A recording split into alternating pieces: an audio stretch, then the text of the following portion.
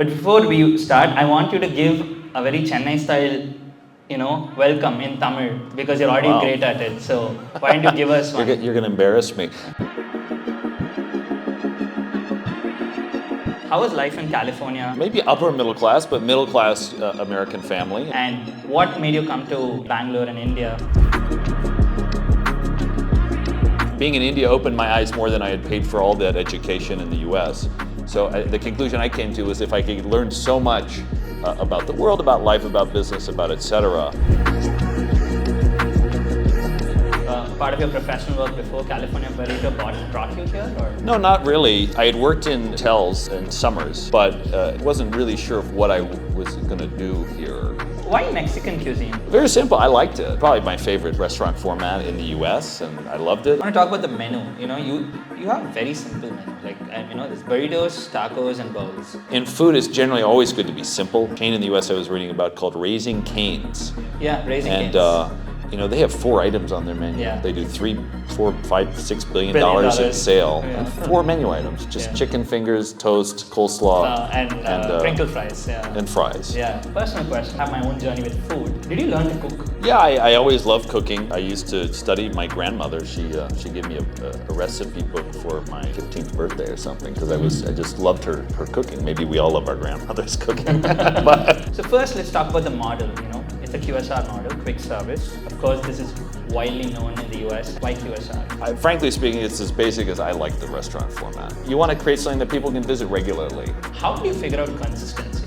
Figure it out? Do you have a system for that? No, I think in the food business, particularly at scale, there's always this fight between consistency and cost. It's all about location, location, location. So your first location, how did you choose it? Was there some metric, or was there just like Bert magic in it? I like this place. Although a lot of real estate does work on gut. But I would say that, when we wrote the business plan, the main thought was that the first store should be near to people who've already had the cuisine. In marketing, think about positioning very largely. You've spoken about it bits and pieces, but was there something that you really said, this is what California Burrito stands for? So it's been an evolution, Yeah. which is to say that I think the first thing that came into the company. I think a lot of us are customers already for California Burrito.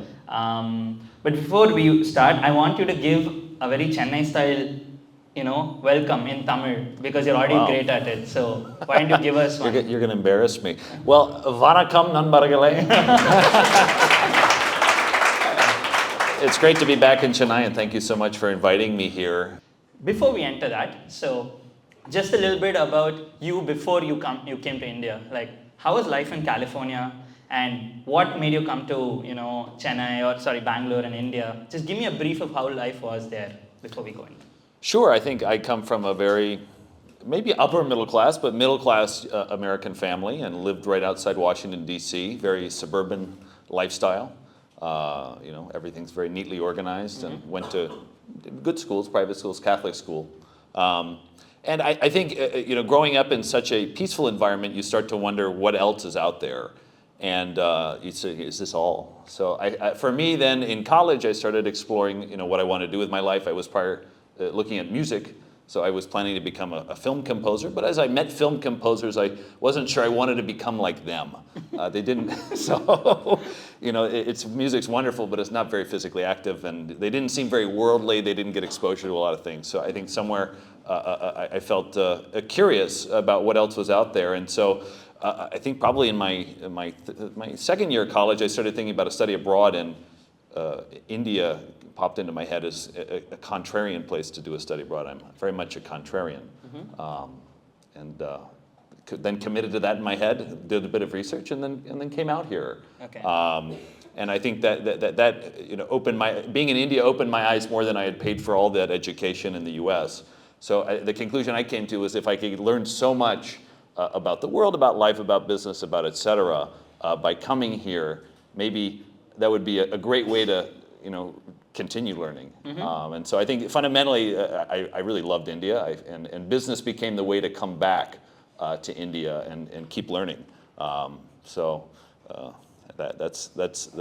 why I'm here, I guess. Yeah. So did you shift because you were part of your professional work before California Burrito brought you here, or? No, not really. So I had worked in hotels in summers, but wasn't really sure of what I was going to do here.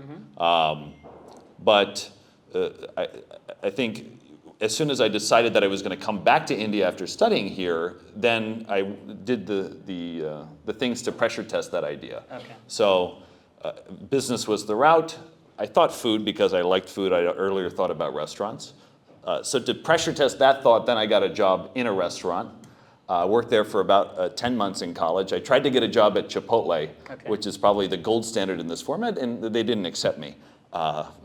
For reasons I don't know. But so then I got a job at Moe's, which is a level below them, but same format basically. Have also just opened in India, and the opening team of the store actually was close to the trainer who trained me at my store. So now full circle, I guess. Yeah. So that's how you would come in. So did you study here? I did. I studied in Jaipur, so not Bangalore. But after I decided that I was going to come to India, I wrote a business plan, and then I spent my spring break in Bangalore and Gurgaon, looking at did I really want to live here? Because study abroad program's one thing, but then doing business is a very different thing. Yeah. So just check that out. Yeah, got it. So the spark to start, California Burrito. So I want you to go back to that day. Was it a one-day idea, like this is what I want to do, or was it inspired greatly from Chipotle and you just felt there was a market gap here? How did that decision come about? I think a lot of things in startups are just small things that keep going. And so for me, it was this feeling that I really liked India, that I wanted to come back to India, and that business was the way to come back. And then what was the right business? While I was here, I started even having ideas about business. I think it all just solidified over time, and then I bought a one-way ticket to come here. And then I stayed here for the first 2 years. I never went back to the US, but the first 2 years here. So kind of went all in, and great. Now I'm still here. Yeah. I think we welcomed you enough that absolutely. You're Indian Very enough welcoming. So some of the foods that you've tried here in India, like I'm sure you would have traveled quite a bit at least, before you started. So what was different in the Indian culture that was so shockingly different from the US, and the food culture here? Do you have any insights on that before you started? Before I started, I just met a group of students from my college in Delhi who have come to India on a study abroad trip, 2 weeks. And I think the shocking thing is how little Americans know about India.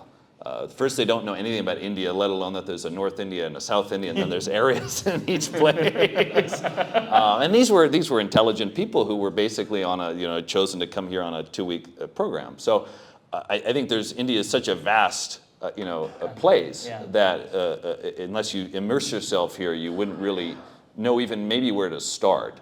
But I think probably were there any shocks? People ask me often if it's harder to do business in India or the U.S. And frankly, I've never done business in the U.S. So I don't know if there's substantial differences. I presume there are some.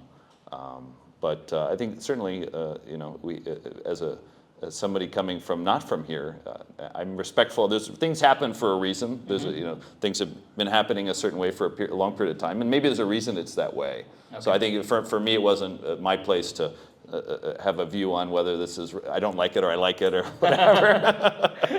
I get it.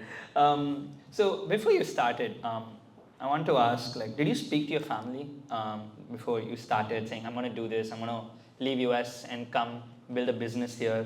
What was that moment like? Do you have any thoughts? They've always been extremely supportive, and when I said I was planning to come here, they said, sure, go ahead. That's it? Yeah. They didn't even question it, to be very honest, which maybe they should have. But I think, as people, the people in my family are extremely individualistic. Okay. Which has pros and cons. But I think one of the pros is that I get to do whatever I want. The con is that they don't question it either. But I've also always been a very self-directed person. So I think innately they just kind of said he's going to do whatever he wants. So why stop him? Yeah. Maybe there's wisdom to that as well. I think that's something that Indian parents probably can learn from, because we're a lot more on the con side. We question everything. Yes. Yes. So, okay. So, why Mexican cuisine? Like, was there a... Very simple. I liked it, and probably my favorite restaurant format in the U.S. and I loved it. And when I think as soon as when I was here, there was a Mexican girl on our program, and she was making Mexican food, and it was the only thing I saw that Indians genuinely liked in terms of food. You know, other people in the program would try to show people some chocolate or coffee or this and that, and that was the only thing genuinely people really liked. And I think I heard Shakira playing at weddings, which was surprising to me. So then I started wondering if there was some sort of a pattern here or not. And then when I went back to the U.S., I saw so many Indians in Mexican restaurants, and I thought, okay, this is probably a good idea. Maybe the spice palette that probably, do you think that... I think veg-friendly, it's accessible, it's different, there's a lot of similar ingredients. It's accessible, I think. Okay, that's interesting. So now I want to go in deep with the restaurant business and California Burrito and what you guys have done. And I want to do it at a store level because I think starting the first store, the first restaurant is always the biggest challenge. There's so much data that says 90% of restaurants fail in the first year because of various reasons, utilization of capital, proper planning systems. So I want to, for the audience, I want to go to this by a store level, and we'll see. I just want your experience from the first store. So while starting, first of all, what's with the brand name, California Burrito? Where did that come from? So we had made a bunch of brand names before we started, and one of my friends was a graphic designer, so he did a bunch of these, and then. Then I moved to India, and it became very obvious immediately that these were all very wrong. I don't want to say what they were, but we went to pressure test it. We went to Church Street in Bangalore, which is a busy street, a lot of students there, and we just printed out the logos and asked people to pronounce it, say what they thought it was, and just get their organic feedback on it to get a sense of directionally are we reading things right or wrong. And all of them were terrible. And then I think after kind of a week of thinking, then this idea came out. This format is from California. We're entering a new category in a market that doesn't know much about this. Let's keep it simple. This format's from California. We sell burritos. and one good thing that came out of that was the word California had conveyed essentially what we wanted to convey. From abroad, maybe with less information about what California is, one person said it's the biggest city in the U.S. So, and it was a very cosmopolitan place. So it was already conveying certain things that we thought were, things we'd want to associate our brand with, even if it is a bit basic. If you're a bit more advanced in the category. Yeah, but I think that's a great masterclass in brand naming. Like sometimes people think too much, and he pretty much said, "We're from California. We sell burritos." It's as simple as that. And now that's a household name. So like it's a great story. I really wanted to ask this because in Idea Portray, as part of our mentoring programs, we actually try to educate early stage founders about brand naming because it's a very important part. And most of the time, it's always about keep it simple. What are you doing? Because when you're early stage, you have no money for marketing, and your brand name is the only thing that you can really market. When you tell someone, people have to be like, oh, what's that about? So I think this was spot on. So I wanted your thoughts so that founders can really understand and take that insight and say, okay, I got to keep it simple, guys, like with my branding. So that's great. Second question, which is a personal question. I have my own journey with food. Did you learn to cook? Yeah, I always loved cooking. I used to study my grandmother. She gave me a recipe book for my maybe 15th birthday or something, because I just loved her cooking. Maybe we all love our grandmother's cooking, but she was really talented, and so I'd always been very picky about food and like good food. I wouldn't say I'm a chef, but I'm somebody who understands how to cook. And then when we started California Burrito, I remember a week before we called a chef from California to come out. She was there for about a month. It didn't work. It didn't work. It was very hard.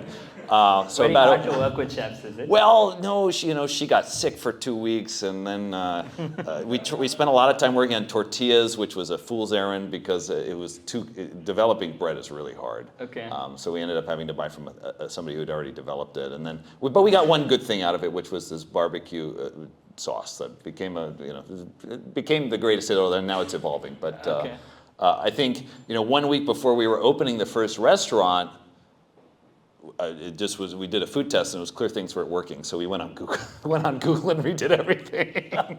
But now we have a guy in our company who's really, really talented at tasting and cooking, and he's the guy who I would give credit to for whatever tastes good. In the early days, so a week before you figured out that the food's not where you want it to be, what did you really do that time? Well, we immediately the tortillas were the first thing that weren't working, so we immediately called the supplier that had a very high MOQ. The problem was the MOQ was too high.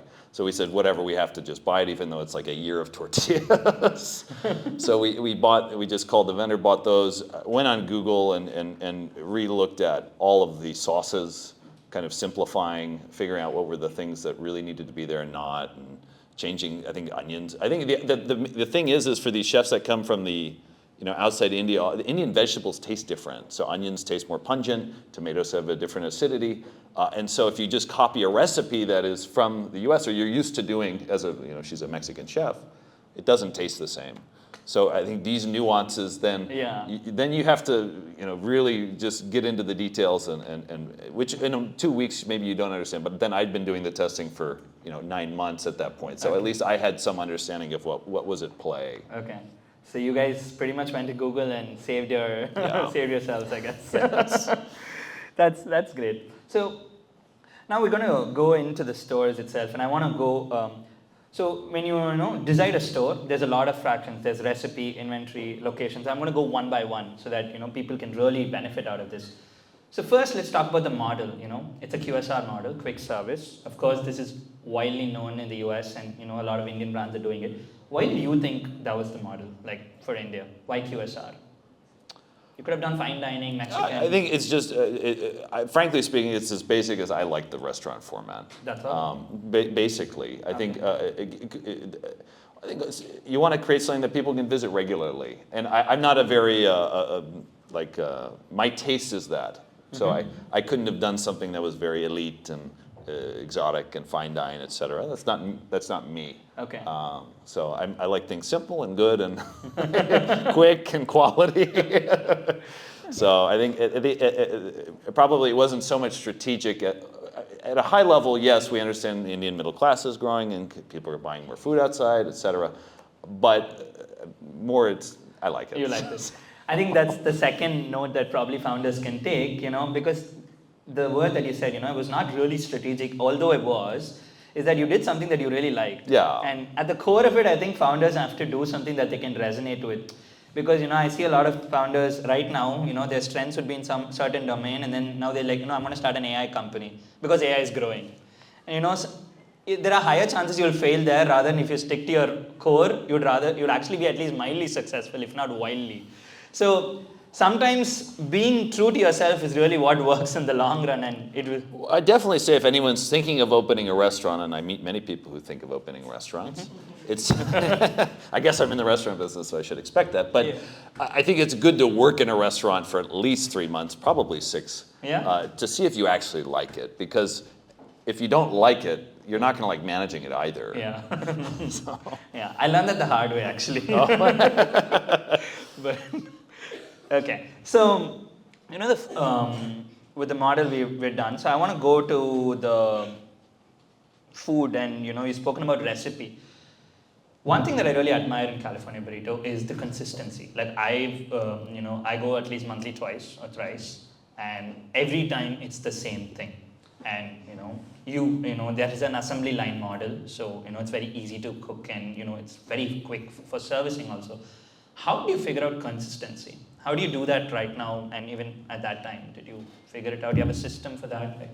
No, I think in the food business, particularly at scale, there's always this fight between consistency and cost. I think some consistency comes out of simplicity. So if you have things that are very simple, you have reasonably good training, and you have you create a way for the people working in the store to understand where things are going wrong. So we create a dashboard related to customer reviews.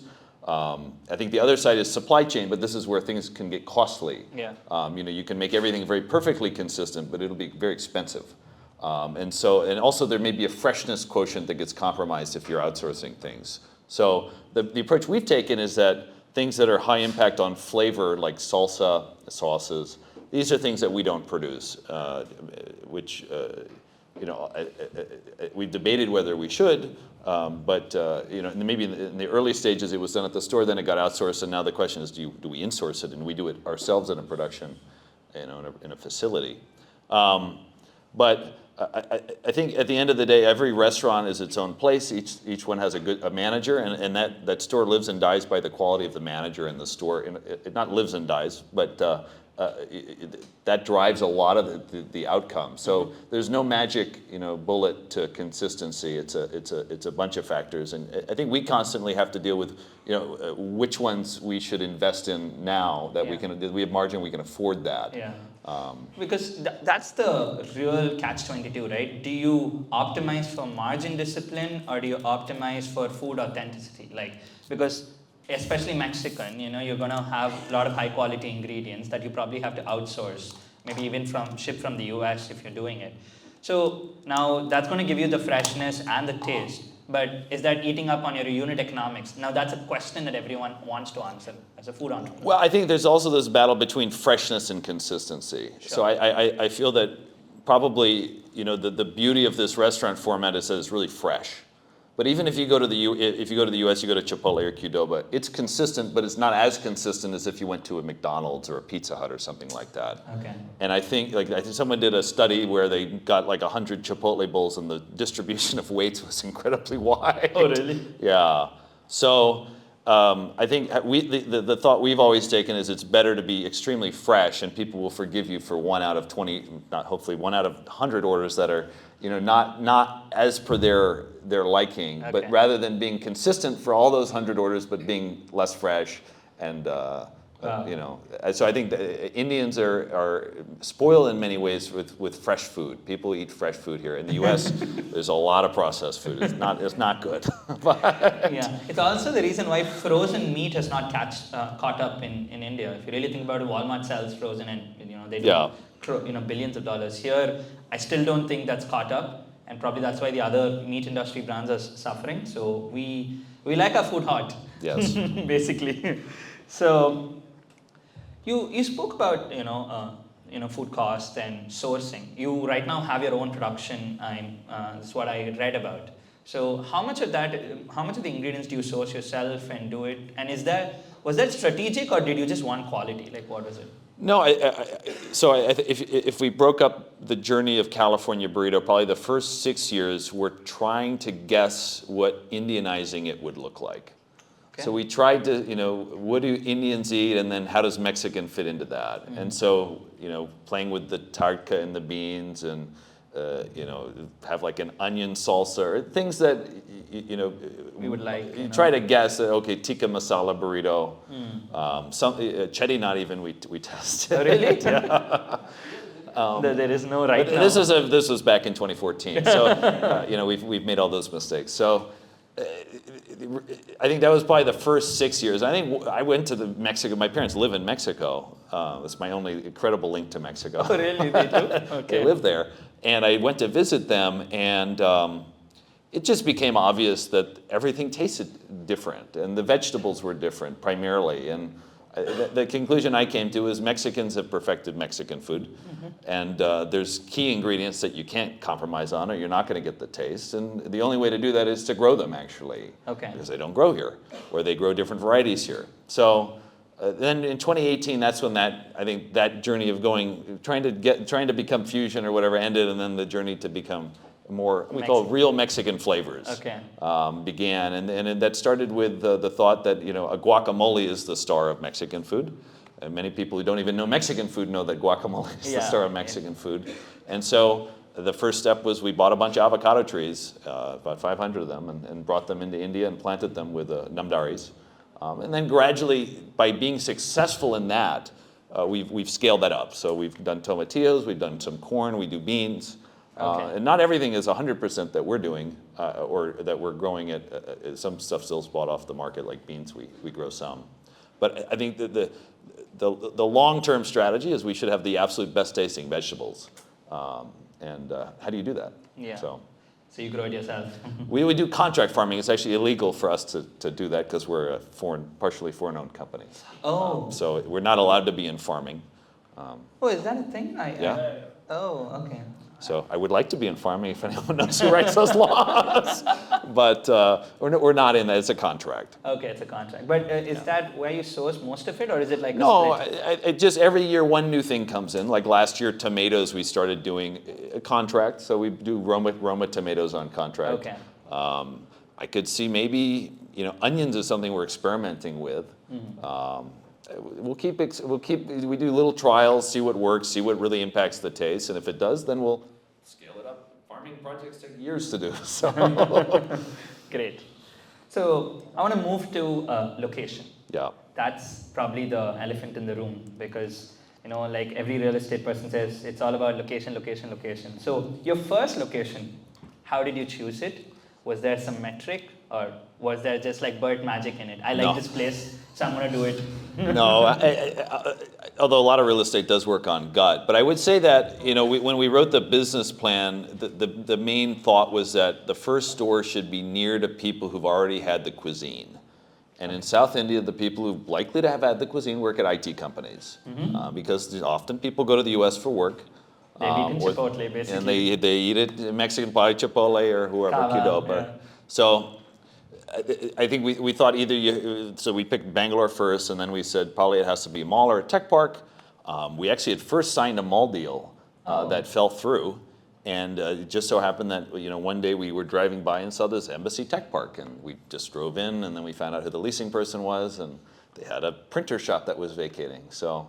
Luckily got that piece of real estate. It was actually a fantastic piece of real estate.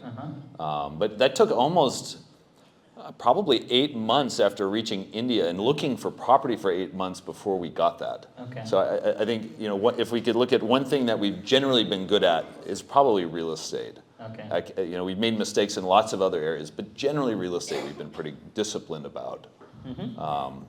And that store did phenomenally well, which otherwise we wouldn't still be here. Yeah, I mean, a lot of the times, when food entrepreneurs start their first restaurant, when they mess up location, it's a huge CapEx. They pretty much, all the dreams go back in reverse and be like, what, I'm packing up. And so what metrics do you use now? Like there are some, like there's size, like is there a specific size that you do? Is there, like, do you never do first floors? Do you do like a particular, like you said, tech parks only? Is there a customer demographic that you focus? I think there's not too many extremely detailed rules. We don't do first floors, that's true. Now we say it has to be a minimum of 1,100 carpet, earlier smaller, but I think generally larger does better over the long term. I kind of advise people not to do very small, very like 600 square feet. It's hard to be flexible and grow out of that. Yeah. But we just look at a radius from a store. In Delhi it's 6 kilometers, and in South it's 4. So that 4 give each store some breathing room. Generally there'll be like 3 roads in a neighborhood that look good. The best thing is to figure out somebody who's going to go out of business on one of those roads. So how do you figure that out? Well, that's where intuition comes in. So or you just walk. I mean, I can tell you this. Who knows? The owner might be in the audience. There's a property in Katupakam I'm trying to get. Okay. But you just you walk. Where in Katupakam? No, I can't say. I want to say.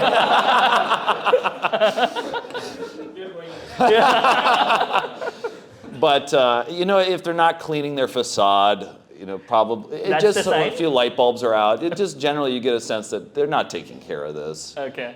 We got a fantastic properany in HSR. There was a bike shop. I could see there are 3 bike shops in the area. There's no one of them's going to go. Okay. How many bikes are they buying here? But that's being incredibly in touch with the neighborhood and walking around a lot and driving around a lot. Do you do that though? I do, although I do it less now. Okay. But hopefully some of these thoughts have been imparted to the people who are doing this more now. Okay. And is that inside the company itself, or? Yes. So I think some markets are more broker-driven, some are more you can just drive around. I think South is less broker-driven. So you can find good stuff just by roaming around, to-let boards. Mm-hmm. North is heavily broker-driven, so it's just a different, very different. Okay. And how important is like visibility and parking for you? Is that a thing? Parking we don't keep as a criteria. It's too difficult. Visibility is very important. Okay. In fact, it's much better to have probably a visible store that has perfect parking.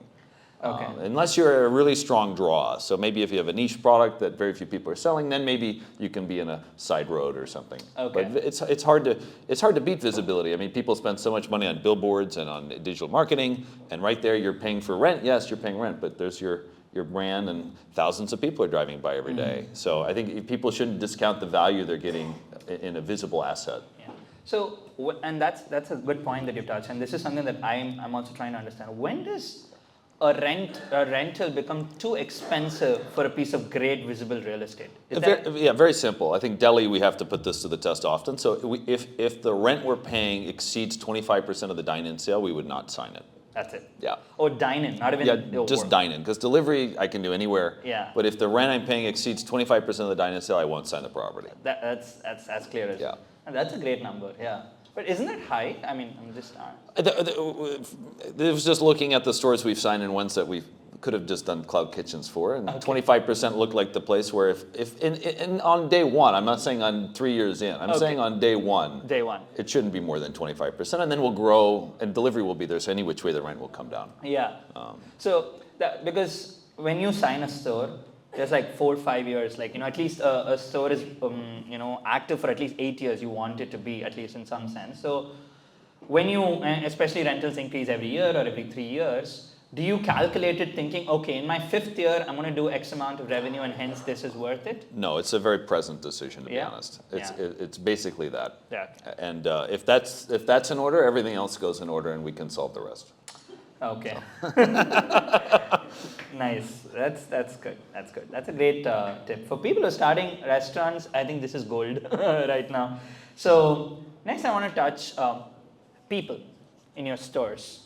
I actually really like the people you employ, you know. I mean, there's very less for them to do, to be honest, if you look at any other casual restaurant, because the servicing is on us. But there's a certain amount of speed that they have, you know. And I don't know how many times you've come to the Chennai outlets, but we can see like 50 Swiggy and Zomato people in line, and then there'll still be customers in another line. It's fairly organized, a little bit of controlled chaos. So in your first store, how did you hire people and how did you keep them with you? Are they still in the brand? Like, that's one thing I wanted to ask, like the earliest. Yeah, absolutely. So the first hire we made is we hired an ops person, and a senior guy, area manager, and then he brought in a lot of people. Okay. Actually, he turned out to not be a good guy, and so we had to remove a lot of the people he brought in. But there were a few good ones, and those good ones are still there today. Okay. We have many people who've been with us over 10 years. Okay. But I think, you know, the culture just becomes a matter of the type of people that are in the company, and then over time maybe you reinforce this with some rituals, et cetera. Okay. I think, you know, coming to speed is something we do have what seems to be a unique incentive program where everybody in the store gets incentives basis their delivery speed, and basis their dine-in experience. And so I think the team, we provide them data sets that tell them at this hour, this product, you know, this day of the week, you know, when are you slow? Yeah. And then they can work on that. And they do, so I think we're reasonably quick. Okay. But then it's balanced by dine-in customer experience. You know, people shouldn't be saying negative things about the dine-in experience as well. Okay. But in your first store, when you hired your first people, whether it's an ops manager, but the people working in the kitchen, how was it hard to teach them to make Mexican food? Like, was that a big learning curve?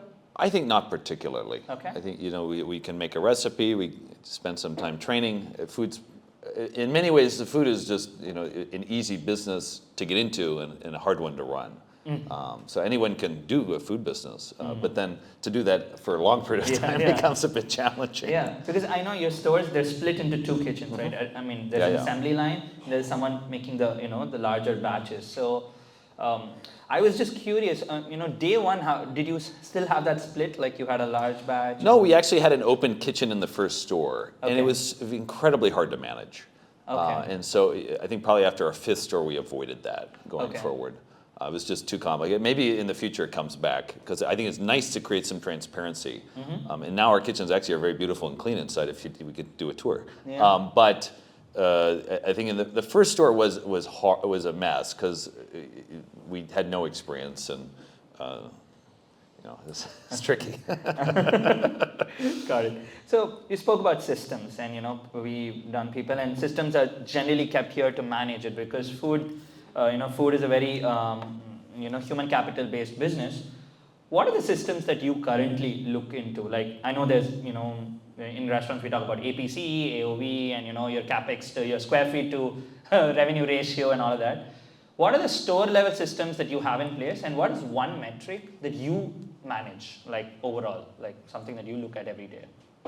I think I'm at a point where there's not much I look at every day now, luckily. Okay. But I think the things that fundamentally matter in a restaurant business are your dine-in transactions. Mm-hmm. Are they growing or are they declining? Mm-hmm. So we have a view that they should every month be going up. Oh, okay. So that's one. Delivery aggregators give you a lot of information.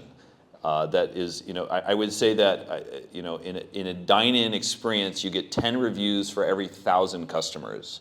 In delivery, you get 100 reviews for every 1,000 customers. Okay. So it's a much higher resolution picture you get of what's happening with your customers.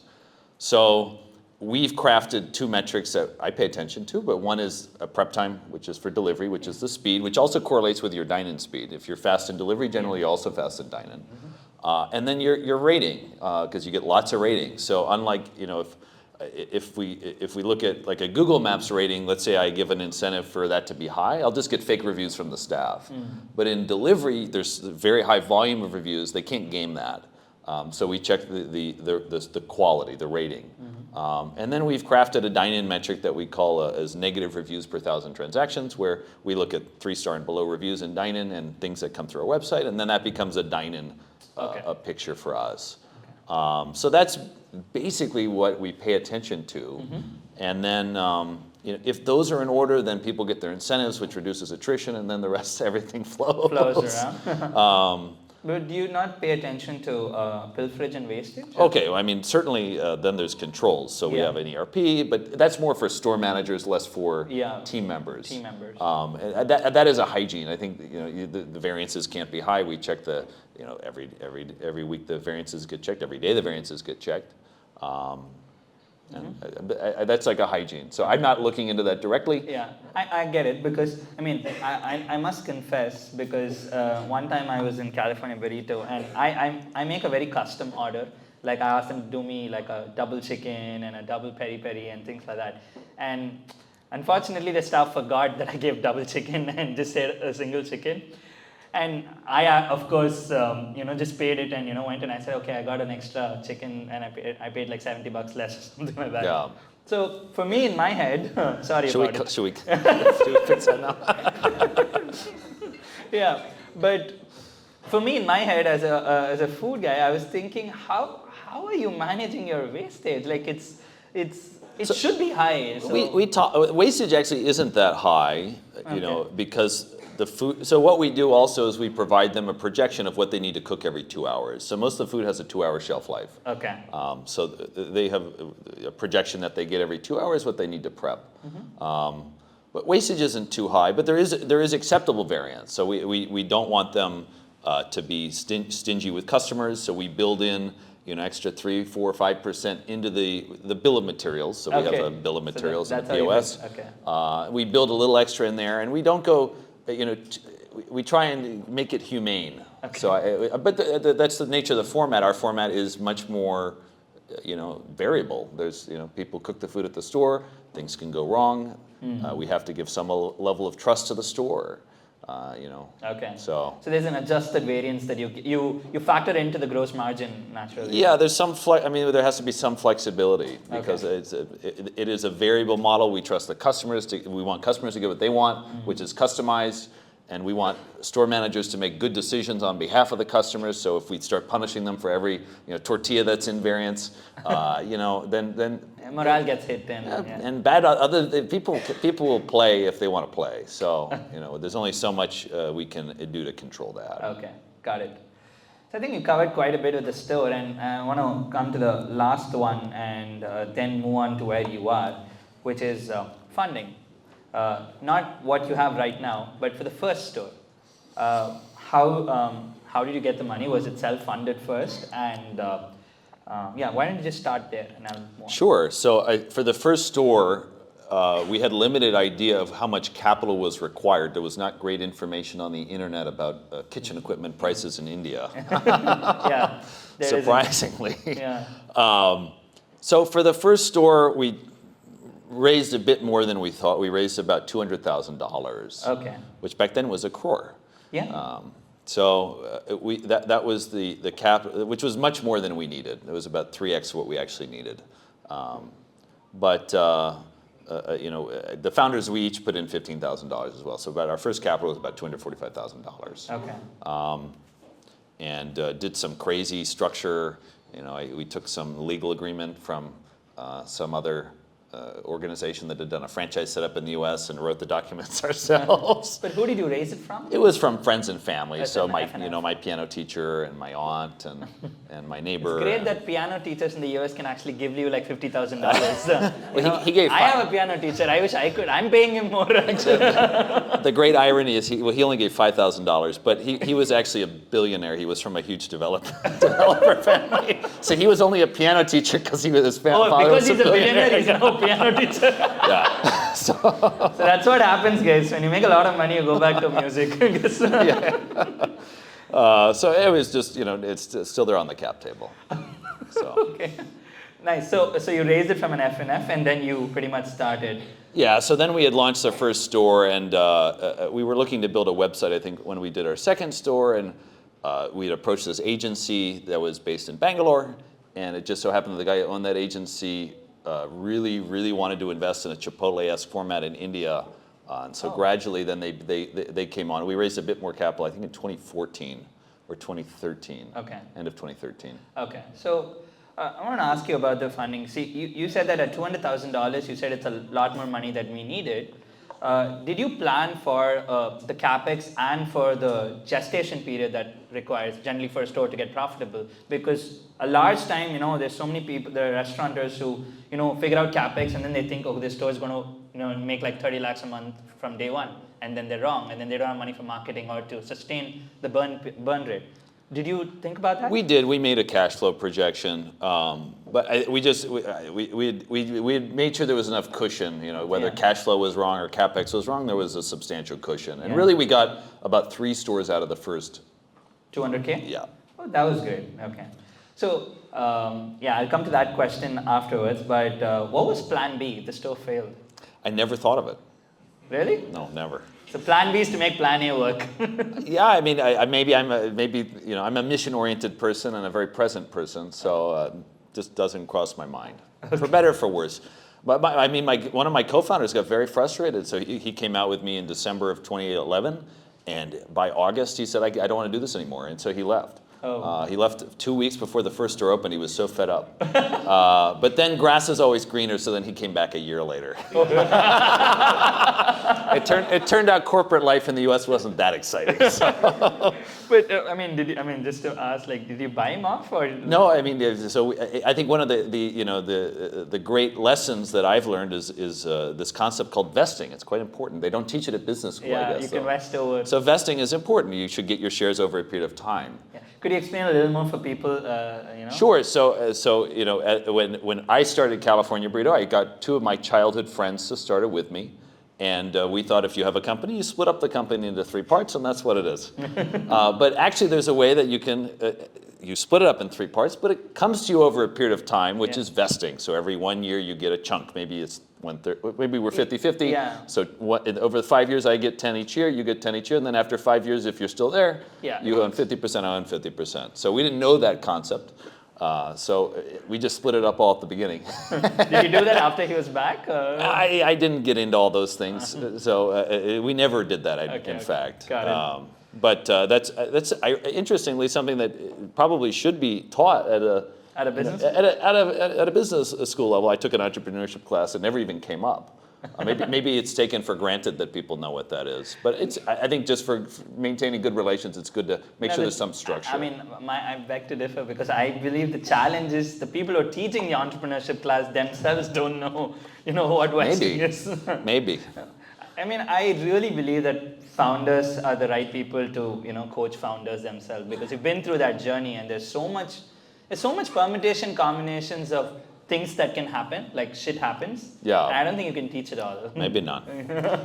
Yeah. So, did you take a salary in the first? Almost nothing. I mean, we lived in a PG in Ijipura for the first 10 months. I mean, we've always lived within our means. No salary, really. I mean, we just kind of took whatever we needed out of the company. Okay. That was very low. No travel. Okay. So, I mean, it was certainly lived within the means. That's how we got 3 stores out of the first And that's first what it fundraise takes, I instead guess. of one, yeah. So walk me through the cash required for a California Burrito store today, like CapEx and revenue. What's it like? Sure. So, over time, in the beginning, we really just opened in tech parks. And then post-COVID, now we started doing more standalone stores, which are much more expensive. So, if we went pre-COVID, maybe our average investment per store was maybe 40 lakhs. Okay. Maybe slightly less even, including a deposit. Now it's closer to 80 lakhs. Oh. So, but that's an intentional thing. So one is the format has shifted. I think the second is that, we've come to the realization that the facade really deserves investment. It should last a long time. It should look good. It's a marketing asset. Yeah. And so whereas we may have spent 1 lakh earlier on a facade, now we'll spend 5 lakhs on a facade. And just investing in materials that last longer. Now that we're confident in our design and we want things to age well and look good, and so probably including a deposit, on average it's 80 lakhs. If you did a bigger store, maybe it goes up to even 1 crore, including everything, including deposit. Okay. And what's your average payback period? Like, do you calculate that, like, for the store? Not particularly. Okay. So we don't think of it on a store by store basis. If we think of the rent, so I think the rent, it becomes a function of that any which way, course, because yeah. the rent tells you how big your store is. It tells you a lot of things about. Yeah. It's a distilled metric in a way. Yeah.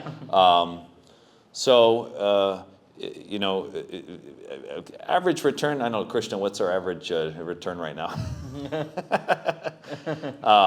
Probably average right now is about 2 years. 2 years. Yeah. Yeah. And like, how does the so I'll get to that, but you actually said you planned for 3 stores and you planned for a cash projection, and let's say the store launched, pretty much on how much of your assumptions were right about the revenue? Our assumptions were very wrong. So Yeah, exactly. The first store did 2 times the sale we thought it was going to do. Oh, So- sorry? Our first store did 2 times the sale we thought it was going to do. Oh, it did better? It did much better. Oh. So maybe that's generally our assumptions have always been extremely conservative. Wow, that's great. I think So- you thought it was working then, pretty Well, much. it was a big shock. So that gave us the confidence to go to other stores. So it was shockingly good. What was that in revenue numbers? Like, So adjusted for inflation, we did, I think, 1.8 lakh of dine-in sale our first day. oh my God. Yeah, it was really like almost 600 transactions. Wow. That's great. Still, yeah, we rarely. Yeah. Now we don't even really have dine-in. That was the first day, so obviously it came down after that. But now we don't really have stores that's a huge amount of dine-in sale. Yeah. So maybe our best stores now are doing 1 lakh a day of dine-in sale. Okay, but was that a More than that, Was more that than a that, Sunday by any chance? No, it was a Wednesday, Well, but it was in a tech park. So wait, I was like, this is like crazy metric, like that's a crazy achievement. If you, I don't think anyone's doing that on day 1 of their. well, a good piece of real estate, low competition. You're being too casual about this, like. I'm trying to get to the essence of why, Also, novelty factor. There were foreigners working in the store. I was working on the tortilla press for the first 6 months. Oh, so they pretty much came to see you, I guess. I don't know, but Maybe that's the word. Some novelty There's factor. some, American just doing this. I guess so. But so I was going to be like, oh, I'm sure your sales are way lesser than what you thought. So what did you do and all? But you kind of shut me off with this. I know. I think we were disciplined on real estate, so we Okay. made that one decision was a very good decision. And this was 2011. 2012, basically. 2012. Yeah, this was pre-aggregators, right? Like no one was Yeah, there. only dine-in then. Only dine-in then. So that's great. So what's your typical lunch and dinner split? Like, do you have that as a metric? We do, but I think I think the best way to think about food if you're doing a restaurant, in many industries they'll talk about demographics, gender, age, income, etc. Food is best. The theory says food is best thought of as occasions. Why are people coming to you? What is the occasion that you've activated with them? So for us, if we looked at our, if you talk about dinner and lunch, probably dinner is 40. 42, 45%. Okay. Lunch would be slightly less, maybe 38, 40%, and then the rest is between those two. Okay. But I think what's happened, if we went pre-COVID, it was much heavier in lunch and less in dinner, which was partially related to the formats we were in, but I think more importantly it was related to the occasions we were in. So back then we were really more of a working lunch individual occasion where a person wants to eat quickly, maybe something healthy. And now we're diversified. So now we have kind of what I would call a Mexican family night occasion, where a family comes out and has something other than what they have at their home for most of the days. There's like a Gen Z, they like to hang out, so we have a Gen Z hangout occasion. And then a little bit, we don't, it's probably not our strength, but we try and make it easy to work in the stores so that people can be in the stores during lean hours. Yeah. And then we see couples who come in kind of for a quick catch up or like a efficient date, I guess. I don't know what the... Yeah, I've seen that. Yeah. Nice. So I would say that now we have a variety of occasions which play across the day.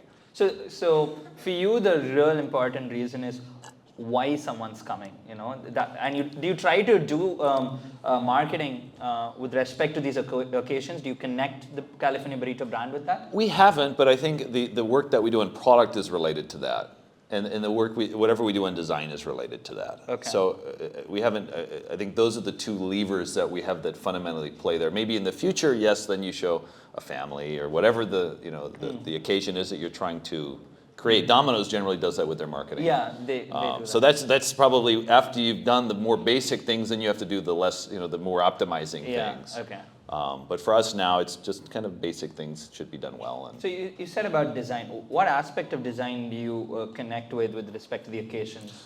Well, I think the seating layout, the types of seating, having plug points. These type of things. So a lot to do with the store's visual design itself. Yeah, and making it so that if a group of 7 people come, they have somewhere they can sit. Okay.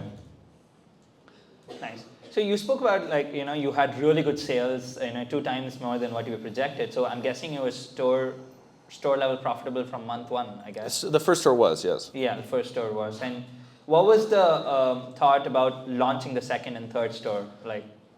So I remember the Krispy Kreme had come to Bangalore a few months after we opened our first store. Oh, really? And when Krispy Kreme opened, I got a chance to meet their head of Asia. And he was a friendly guy. I said, please come to my restaurant, give me feedback.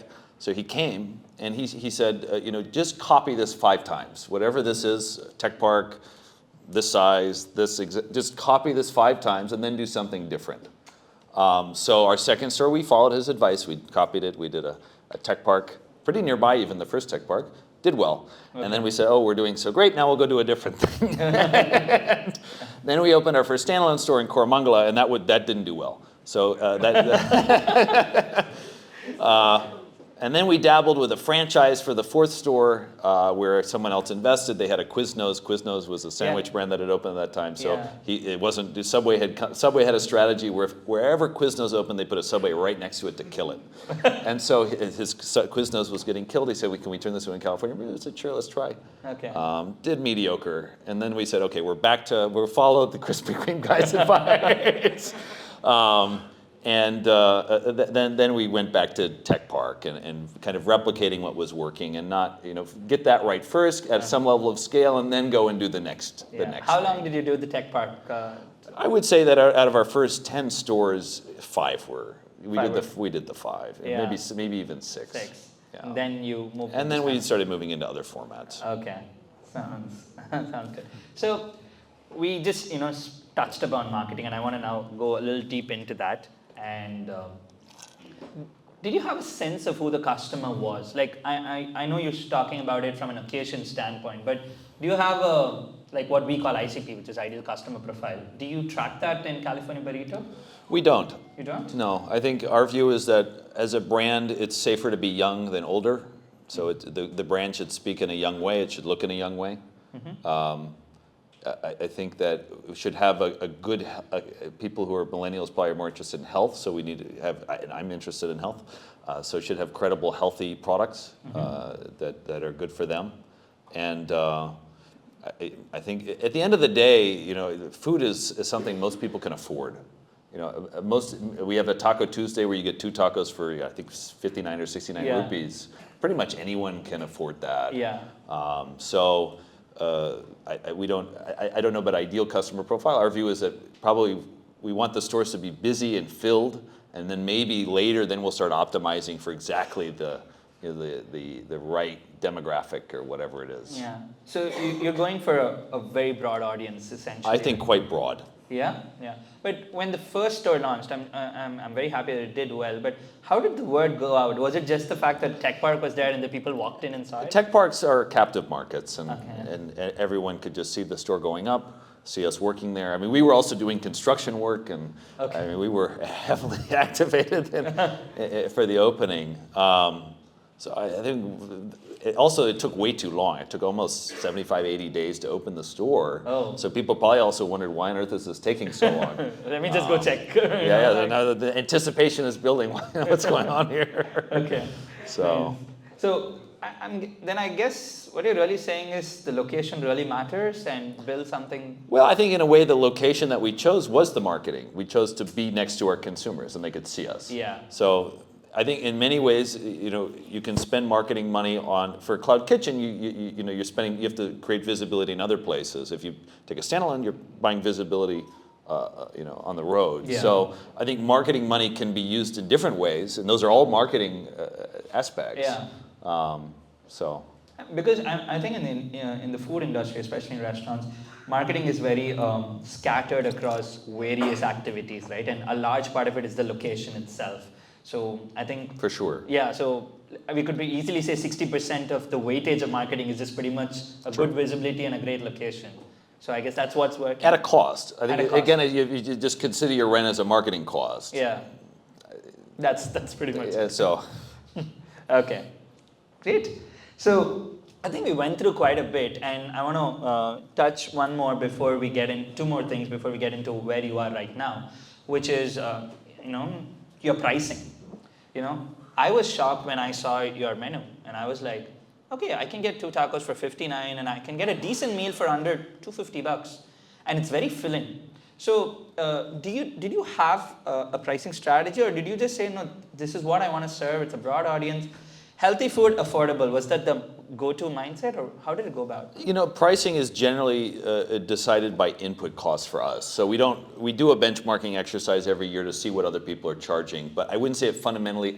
On a delivery, it would drive some of the decision making. In dine-in, not really. Okay. I think we've always tried to make sure that the food is affordable. I think given that we're, I would say, catering to a broad part of the population. I think people would punish you if you don't give a good value. Mm-hmm. I think it's always safe to give great value, and I'm somebody who likes great value. Yeah. And probably we could price some things higher. I don't know, but that's not philosophically what the brand is about. As long as we have good gross margins, people will always say they can be better, but I think as long as they're decent. But where are your gross margins? So they're probably at 63% right now. Okay, 63. Okay, and you're able to be net positive? Yeah. It's lower. I mean, Domino's would be probably 75%. I think maybe they're 71%. I forget, something like so. that. They have about 70% gross, I guess. Yeah. I think McDonald's would probably be at 65, 66. Okay, 65. So we're slightly worse than that, but But I guess your fixed costs on human capital is very less because you only have like 5-6 people? No, actually we have on average about 14 people per store. Oh, because of a shift, is it? Yeah, 2 shifts. Oh, 2 shifts. Yeah. Okay, so then what would you net on a store? Like?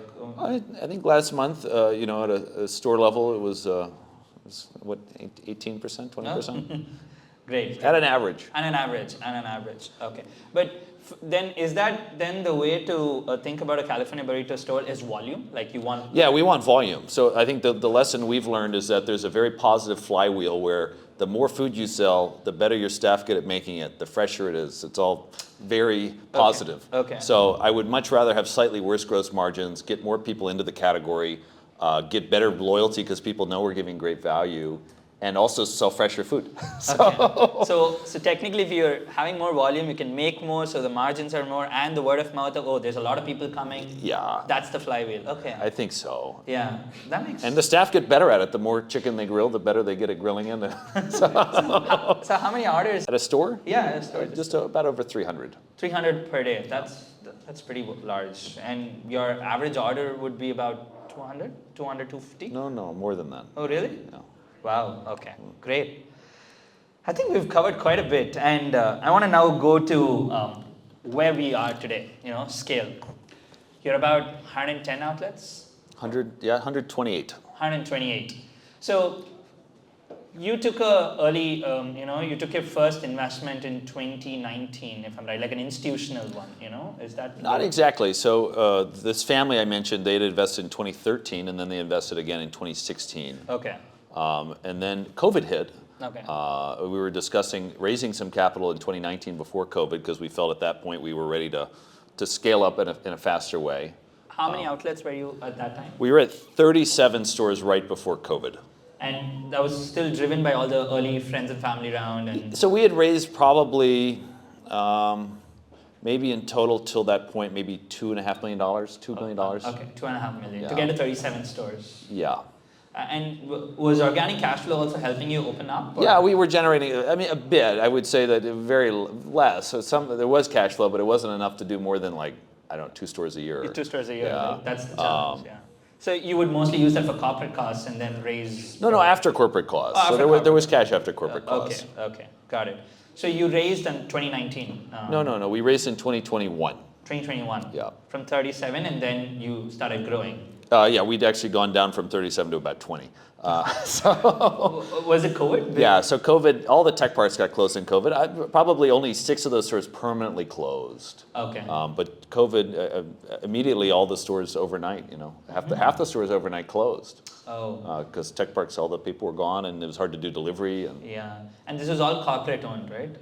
There's no franchise. There's no franchise. There's no franchise. Okay, got it. So when you decided to scale, I want to talk about a particular year. I'm not sure about the year, but you went from, I think it was 2024, you went from roughly 100 crores to you doubled in revenue. That was significant. What happened in that time that you really scaled? I think that would have been probably the reopening of stores that were closed in COVID. Okay. And then also we started adding more new stores then. Okay. But generally, same store sales had been healthy, and I think in that year, gosh, it must have been 40% because we were coming out of COVID. So same store sales were probably 40%. Delivery was growing really fast. Okay. But so do you have every month I have a particular store count to open up? Is that a metric that you look at now? Not really. What we have a big list of 300 properties that we're interested in, and our people, we keep looking for those on those roads. Okay. And when they come, they come. So I think now we've hired a bunch more people to help source because I'd say this year's been slower than we would have liked to be on openings. Probably this year we'll open 35, 36 stores. We hope to do 40 plus, but I think it's okay. So Yeah. I think at the end of the day we should be getting. Yeah, it's about 3 stores a month, right? Yeah, and it's on a base of about 102. So I think probably it's actually not even a good idea to open more than 40% new stores in a Every year? So let's stick to 35%. That's nice, but a lot of the fundraise in 2021 was to push this growth. For sure. Yeah. So where were you heading then? What was the idea? Because when you fundraise, especially in food, it's very rare that you get a food entrepreneur to raise that kind of capital. And how much did you raise, by the way? What did we do? $1.5 million? I think about $1.5 million. Okay. And what did you promise to them, saying, hey, I'm going to do X amount of stores? I don't think we promised anything. We made a plan. Okay. And it was a reasonably conservative plan. I think we've beaten that plan by a lot.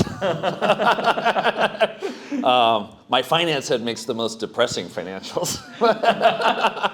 and then we always do much better. I think that's the sauce, right? That's why probably investors I'm always positively surprised. But I think the big surprise actually has been sales per store. I think probably store count wise, we've maybe been slightly faster, but we plotted a reasonable. Maybe we're going to open 10 stores that year, 15 stores the next, then 25, then 35. I think the sales per store has been maybe the surprise piece that's come out, where there's been improvement in unit economics. Okay. I want you to tell me from the VC's lens. I'm sure Krishna is also here.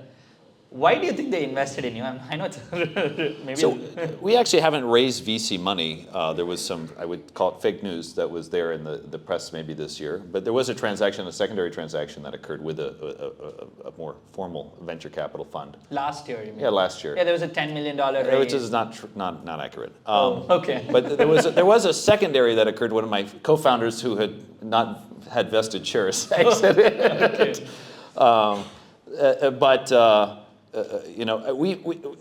So I think generally we have raised what I would call operator capital. So we have two large constituents on our cap table. One is called SNAM Group, and they own a manufacturing business in Bangalore and in China, but they're operators. And then the second is Go Frugal Zoho. It's a consortium of Chennai-based investors, and again I would say operator capital. Okay. Where they have done the thing, they have built a business, and so I think that ethos is very different than VC. Now within VC, obviously there's a range, but a VC is professional capital, and so if you're professionally managing money, your outlook is different than if you're professionally building a business. So you were clear about that. Did you not want to raise VC money then? My co-founder, Dudham, who was there for quite some time, he left in 2020, he was very keen on it. And I remember we kept meeting venture capitalists, and every meeting I just walked away thinking, the wavelength is totally different. Okay. And we're not going to do something we don't think is a good idea in the long term. I remember back then, Cloud Kitchen was the big rage. So right then, Rebel Foods was the model of raising tons of money, and you should copy them. And I didn't think it was a great idea. And then we never even raised money. So then in COVID, an opportunity arose where we did the deal with the Go Frugal and I guess now Moodle partners, I should say.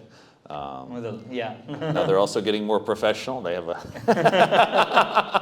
So, I mean, technically, then you probably raised maybe about a $3.5 million. No. Then we raised a little more in 2022. So I think till date we've raised about $6.5 million. $6.5 million, and you've gotten to like 100 stores, 100 plus, right?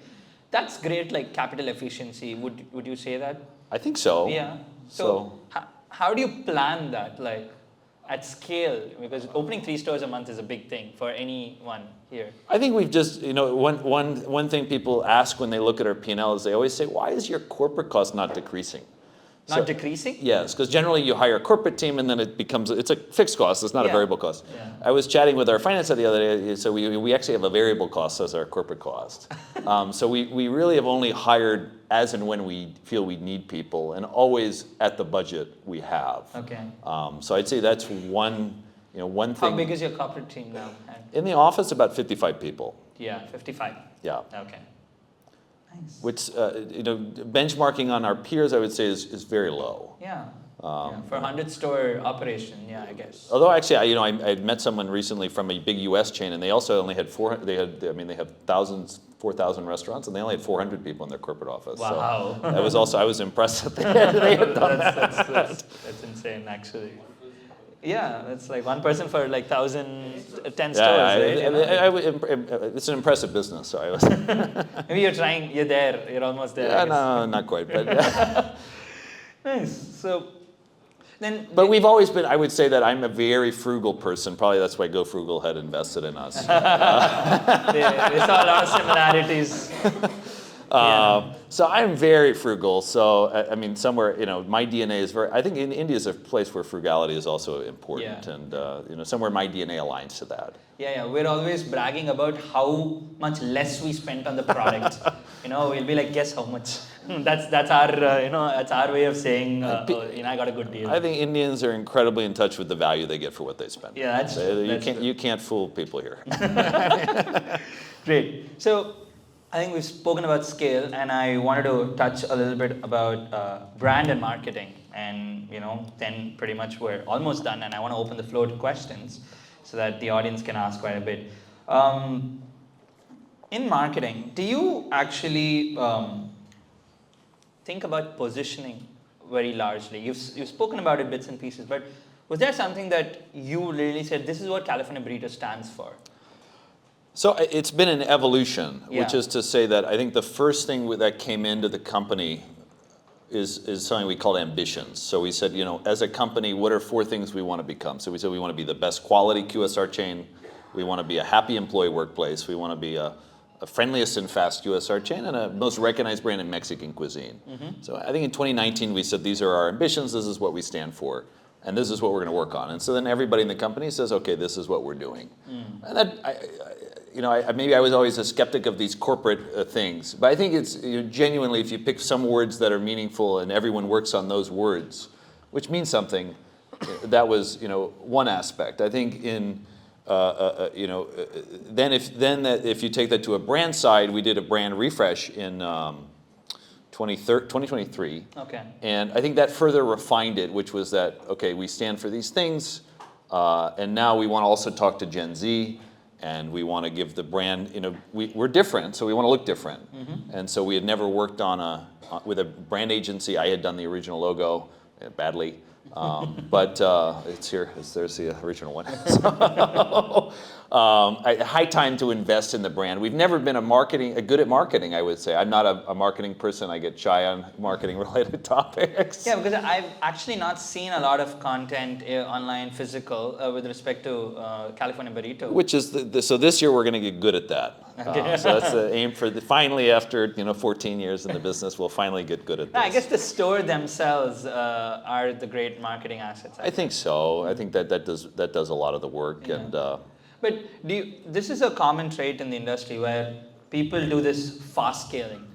They blitz scale, like even if it's a new brand, they think about opening, like they open one store and then they go and open 6. Because for customers, when they see it in different areas in the same city, they think, oh, it's a big brand, I probably am missing out. Was that something you thought about anytime? No, I think that was something we actively avoided. Okay. I think blitz scaling in food will be disastrous. Yeah. I think often when people are greedy, they get the opposite of what they want. So I think to build a great organization, I keep reading these business books, but most of these people promote everyone inside the organization. It's very hard to create a culture where everyone is headhunted from outside, and I think it's particularly in food where there has to be loyalty and there has to be it's a lot of people involved. I mean, we employ a huge number of people. It's very people dependent. So I think just for the reason that you can't grow enough store managers inside the organization quick enough, then you can't blitz scale. Yeah. So we're not a believer in that. I think you speak to anyone who's done it, it's always a sad story at the end of it. Or they stopped and then they went slower. Yeah. Because, I actually felt your rate of growth itself was pretty fast. Maybe... But story-wise, we've never really added more than 30% new stores in a year. Okay. So I think that's okay. You can generate enough store managers on that. Okay. Good. And I think Chennai, you'd come very late, I would say, right? Is that when was the year you would come into Chennai? So we did actually open in Chennai in 2015 in Ambattur. So really? Yeah, we opened in a tech park there. It was a disaster.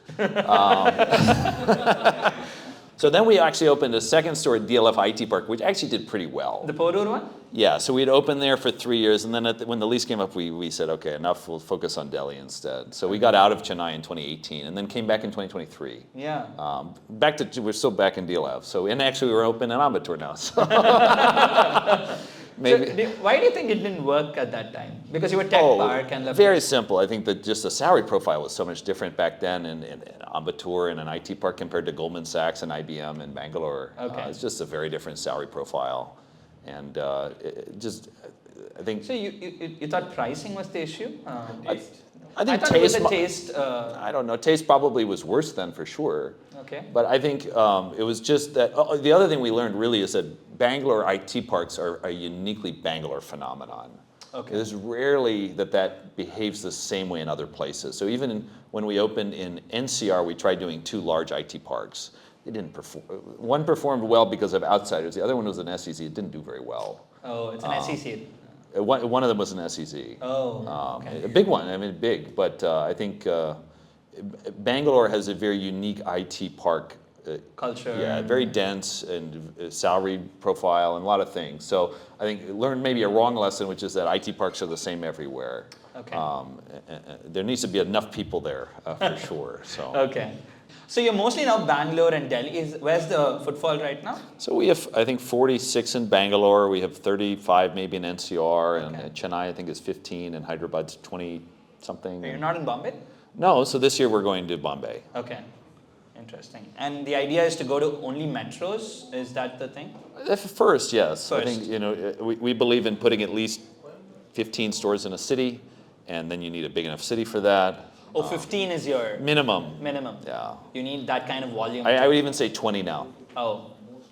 Is that for... You just get economies of scale. It's much easier to manage. Okay. I remember I met someone who started the company called Shopper Stop. Yeah. Yeah, and he told me that, I said, what was the one piece of advice you give me? He said, Bert, if you can open 1,000 stores in Bangalore, do that first. Wow, really? So I think it gets super expensive to manage peripheral sites. Right now Taco Bell is in the process of scaling down from 35 cities. They had 130 stores in 35 cities, and it's just, you can't manage it. Yeah. You don't have dense enough volume to really do city level. You don't, and who can learn all the lessons that are happening in each city individually? I mean, each city brings new lessons, whether it's about real estate or customers or vegetarian or, whatever it is. Yeah. And the more south you go, you're actually more less vegetarian. Actually. True. I mean, north, that's more one of the, but yeah, you then have to learn what the lesson is to learn. And if you don't have enough brain power working on the problem, then you won't learn the lesson, and then you'll have 35 cities that you have to cut down. Okay. And do you see Taco Bell as your competition? Not particularly, but I think at the end of the day, they're in Mexican categories, so there's things we can learn from their journey. 15% competitive, maybe, not more than that. Okay. Actually, I've seen them more of a little bit. I compare them to McDonald's. For sure, much more in that zone. Yeah, more fast food. But California Burrito has this sort of, like you said, freshness and health somewhere aligned to that, and you didn't even tell it, but I just started feeling it. So I guess you guys are doing something right, whether you're not doing branding or something. We try, thank you. Great. So do you have a NPS score that you track? We do. I mean, it's basically the ratings we get from Swiggy and Zomato. That's and then we do what I said, which is this negative reviews per 1,000 transactions. Okay. But do you think that's believable? Because even Swiggy and Zomato, you could, jig it up, and there are... The thing is if you're getting 1,000 reviews in a month, you have to put a lot of fake reviews, and it's expensive. So it's, and at the end, so it's not. We've done the incentive program, so it's not profitable for the staff to do that. Okay. I believe that most of it's correct. It's certainly directionally correct. Okay. It's a big sample size. Yeah. Nice. And I want to talk about the menu. You have a very simple menu. There's burritos, tacos, and bowls, and fairly straightforward. You know what to choose and all that. How much of your thought process went into that, and has it evolved now over time? Sure, I think it's evolved. I think the beginning it was just one size. After 6 months, we realized that people wanted a split, so that's something that doesn't exist in the U.S. So we split it into a big size and a smaller size. Yeah, the regular and large. Yeah. And then over time, we've added some snacks. We've gotten rid of snacks, and we've. I think there's certain categories that we keep tinkering with to see if we can make it great. I think things like quesadillas or nachos, which I wouldn't say are great, but now I think we've cracked it in Bangalore, so we'll see. So there's a constant evolution, but I think in food it's generally always good to be simple. There's a chain in the U.S. I was reading about called Raising Cane's. Yeah, Raising Cane's. And they have 4 items on their menu. Yeah. They do $3, $4, $5, $6 billion in sale, and 4 menu items: just chicken fingers, toast, coleslaw, and crinkle fries. Yeah. And fries. Yeah. And so I think much better to be extremely good at a few things than to have 10 cuisines on your menu, and you're not really the best. It takes a lot of time to get great at something. Yeah. So We feel better to do that. Yeah. So was there like a hero product early on that really pushed the the brand? Like, I think rice bowls are the most popular item. Yeah. So people like rice, and but one interesting thing I think from our journey has been that there's a lot of assumptions about differences between North and South. So people will say that in North they're going to only eat chapati, tacos, burritos. But at the end of the day, we sell good rice bowls, and our great stores in Delhi, it sells good rice bowls. So burritos are there, tacos are there, but leading with those, trying to guess what there's a regional, thing that people want. I think that's probably a mistake. Be good at what you're good at, and let people have that. Great. I think that's about what I had. I really wanted to get deep with it, and I think I think it was very fruitful, guys. And I want to open the floor to questions because I really wanted to go early on and where the idea behind California Burrito and your early days, because most of the times entrepreneurs, we look at brands today and we take their decisions as sound, and we try to execute them, but we mostly fail because at early levels the founders would have thought about it totally differently. So I really wanted people here to understand what was Bert thinking and the strategies early on, because today it's a very different game. Yeah, and not to be, maybe I'm too cavalier, we did do good research before we came.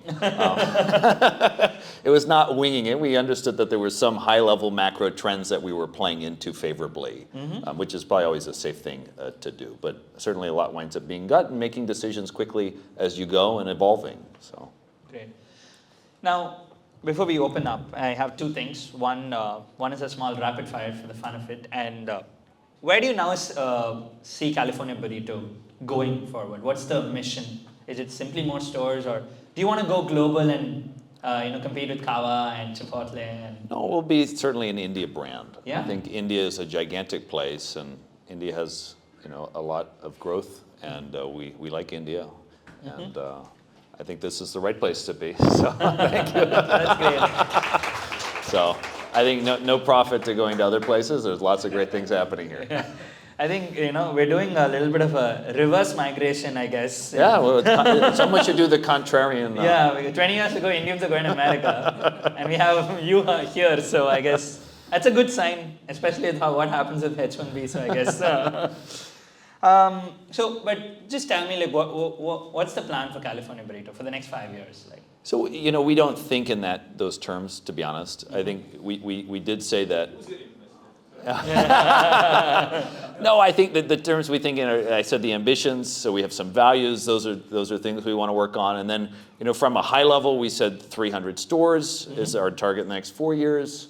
And we said we should be an IPO-ready company. So what does that mean? That means good governance. That means best practices. That means professionalizing the company to some degree. No. Are you thinking of an IPO later? No, but I think there's something to aim towards. Aim towards. What ends up happening, who can say? Okay. But we have directional places we want to go. Okay. So we want to be more, have more Mexican flavor. We want to have happier people working in our company. We want to have better governance and be a more organized company. Okay. So I think if we go on that journey, then the rest will sort itself out. Great. One thing you think your California Burrito can do better in, I know it's a criticism, but oh God, there's so many. Yeah, but something that you are taking point at. I mean, what I'm working on right now is I think our training can be really cool and exciting. So we're working on totally revising, like with AI, you can generate incredible content. So kind of relooking at the way we educate people. So working on that, I think working on product. So I just came back from Africa. We did sourcing for beans there, trying to find the absolute best tasting beans. We're working on a project with corn. How do we we've tried fresh corn, we've tried frozen corn, we've tried canned corn. How do you get the best corn into the food? What's the right size of the kernel that should be there?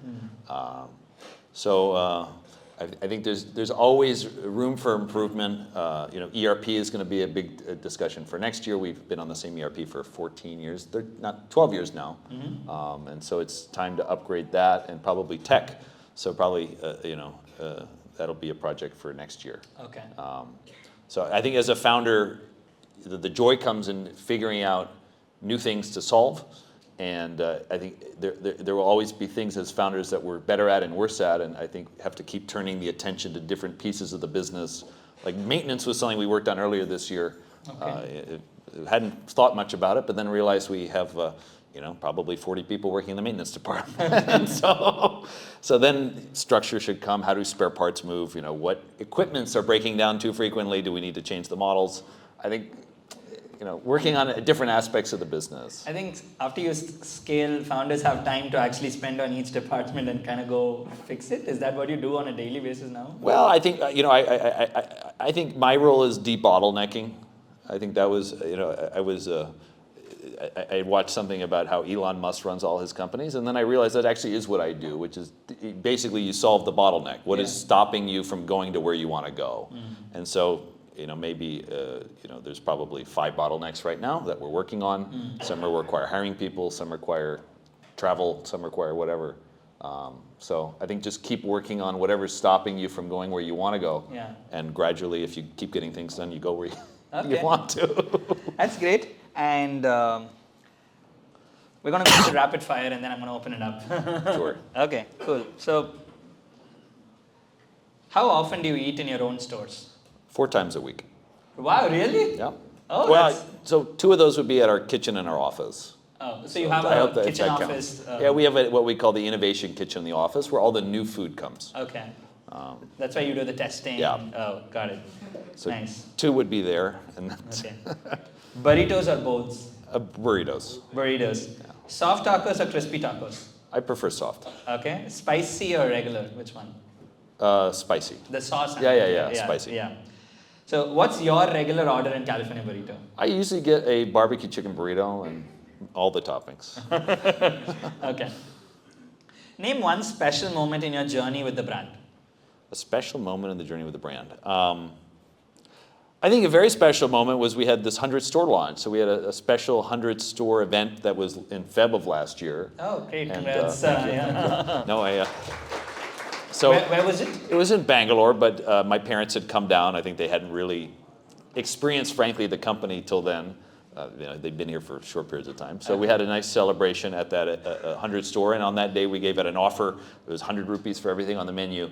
And that went very crazy, so there was lines that were way too long, and we probably won't do that again. But that was a fun moment. I think getting to 100 stores was a big thing, having family there, having all the people who support us on the journey there, and then seeing kind of this virality that was, maybe there was some latent interest that came out. So that was a beautiful moment. Wow, nice. An employee incident that made you feel great about the team you've built? Oh gosh, getting one of those would be tough. An employee incident that makes me feel great. It's rapid fire. That's very hard to think. Fire's catching on. No. I think it's not really one moment, but I find that people don't come to me for things, and they just decide themselves and do them. So it's in a way an absence. Oh, so that's great culture, actually. I think that's really good, where people can just make decisions without telling you they're making them. I mean, if we had to get to a distillation of what's good, I think that's that. But obviously, I mean, I've been very ill, and people take care of me, and people go out of their way to help and make sure things are values. I think at the end of the day, we all share values, and it's a tight-knit group of people who've been there for a long period of time. Mm-hmm. So I couldn't say one moment, but Okay. I think. A customer review that affected you personally, good or bad, like anything? I think there wouldn't be one. I read all the dine-in reviews. I think what's actually interesting now is that the amount of information you get out of customer reviews is diminished, because customer reviews are either excited or negative. Yeah. And actually there's a big chunk of people who are happy but they could be better, and they don't comment. They don't comment. So now this year my aim is to figure out what those people think. If you figure it out, let I don't me know. Yeah. Well, I already figured out one thing. But I think I don't get too moved by one thing, one or another. I try and establish a pattern, and then either positive or negative, and then that becomes the thing. But I think there's clearly what I like is if I see people posting their faces with the brand on social media, it means that they want to be associated with the brand, which I think is a really lovely thing. So I've seen more of that. That always makes me feel good because I see whatever gets posted, I look at. That's great. That's great. What do you think is missing in the brand right now? Like what's missing? Yeah. I think it's more getting into the basics. From a brand perspective, certainly the brand, I think communication is weak. I think we haven't done a great job communicating about what we believe in, which hopefully will change from this year. So we're restructuring the marketing team to do that. I think that would be probably the big thing. Yeah. What do you look when you hire your corporate team, especially? Is there a clear no, like they don't fit our culture, I would not hire despite how good he is or she is?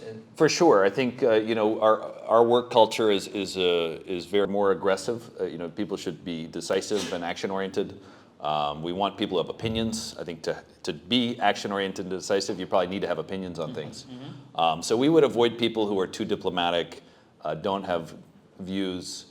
They should be quick and ethical, which is tricky in an interview. You probably can't figure that out from an interview. Do you do it yourself? I still do a lot of screening myself. That's probably the one job I still do a lot of is hiring. The biggest decisions I think I make are who joins the company and which properties we take. Those are the two very high impact decisions that occur, and hopefully some of the hiring we figure out some process, not process, but figure out a way to kind of get me less involved in that. Yeah, okay, got it. A food brand that you love in India right now? A food brand I love in India right now? Indian food? Yeah, I mean, yeah. I think Bangalore has great Andhra food, so. Bangalore has great Andhra food. Yeah, so I mean, if it's a. Karnataka people are going to be so upset with you. They're already upset. I think, so there's, I live in Bangalore, so I'm spoiled there. Whenever I come to Chennai, though, I go to Junyu Kupana. Oh, so, really? Yeah. Oh. I've always had a soft spot for Junyu Kupana in Chennai. Oh, okay. Yeah, Nandini, Nagarjuna, Magna Foods. Oh, so nice. So Junior Kupana is a place in Chennai, Junyu Kupana. If we open a store, I'm definitely taking the team to Junyu Kupana. You like the food there? I do. I like the food there. That's great. So, I don't know if Bala's here today. I think he is. He was supposed to be here. Maybe he's caught up somewhere else, but I definitely passed the message. He knows I'm a fan because I always complain when the mutton Madura is out of stock. So. Nice. What's your favorite Indian food, though? From a cuisine perspective, it's probably Andhra food. Andhra food. Yeah. You like spice, is it? I love spice, I have to be honest. It's very un-American, though. I was reading that it correlates with risk-taking. So, like capsaicin tolerance and risk-taking are highly correlated. So. I mean, come to think of it, I guess you're right. Okay. An entrepreneur who you take as inspiration, someone you really look up to? Or? Well, I think actually the thing that I found is that, whenever I interview people, I'm surprised at how many of their parents run businesses. I think if you did this in the US, it'd be very few. But in India, I would say it's like 1 of 3 people, their father owns a business, or they're probably usually their father. I think I've been impressed meeting people who've run businesses in India over long periods of time and been successful in it because they know a lot. I mean, these are people who, especially probably who've grown businesses through the 80s, 90s, and then early 2000s, where they've learned, they're tough and they've learned a lot about doing business, people, et cetera, et cetera. And so obviously I could say that, there's great entrepreneurs, but I have a high respect for the average business person who's earned for his family, done a great job, created something that lasts. Maybe I don't know if it lasts when they're gone, but they've stuck to it and built something, and I think there's a lot to learn and respect in that. Yeah, nice. That's really admirable because generally someone would throw big names, but you spend a lot of time with Indian family businesses. I do. I interact with a lot of them. Oh, really? Do you make it a point to this? Reach out there are suppliers. Okay. Our investors. So I mean, I think any business that reaches a certain place has to have something good in it. Yeah. And they all may have different things that they're good at, and you can appreciate that. Sure. Businesses all can succeed for different reasons. And last question. So, what's the advice you would give to an aspiring entrepreneur, restaurateur who wants to start, today, to the dais? What would Very simple. You should work in a restaurant. That's very straightforward. Which maybe is the case for any business you're thinking of starting. You should work a little bit in it to make sure you like it. If you don't like it, then don't do it. Yeah, that's great. I think that's almost the threshold I've told for foreigners who want to come do business in India, is that if you don't like Indian food, you shouldn't come to India, because Indian food is a distillation of so much about India. Yeah. And if you don't like that, then it's not for you. You should love it. Wow. I think with that we're done, and I think it was a great session. Thank you. Bert. Thank you so much. It's very rare to see someone who was not born out of our culture to really understand it so well. And I guess because you understand it so much, you've been able to build something that Indians love. And I think our love for Mexican food, at least, has grown significantly high. It's part of our every week order, I guess. So I think congrats to you. Thank you so much for coming. I'm sure all of them have learned quite a bit. And there's a lot more clarity in this space. And generally, we are saying like 90% of restaurants fail. I guess from this audience, if someone is starting, we would probably try to reduce that number and something comes out of it. But we're going to open the floor to questions. I'd really love it if someone can ask something really nice. IPO. So I generally personally think IPO is actually an extra chain for founders. It's a good thing for investors because they get their money out. And when investors sell their stake in the company, equity in the company, the market doesn't react badly because they know it's a financial investor, they need to get the investment out. They don't treat it badly. But when a founder sells even, few percentage points of their shares, then the investor starts thinking, what's wrong with the company? Why is the founder selling the company? Which means after building the company for so long, you go hit IPO, you're still not getting liquidity. Of course, there is a very structured way of getting liquidity in a very small chunks. But then you're still tied forever in some sense. So I don't know whether this IPO is like some sort of the glory of IPO. Glory thing, and it's not founder favorable at all. It's not founder favorable at all. Sage thought, good thought. That's why we say IPO ready. Yeah,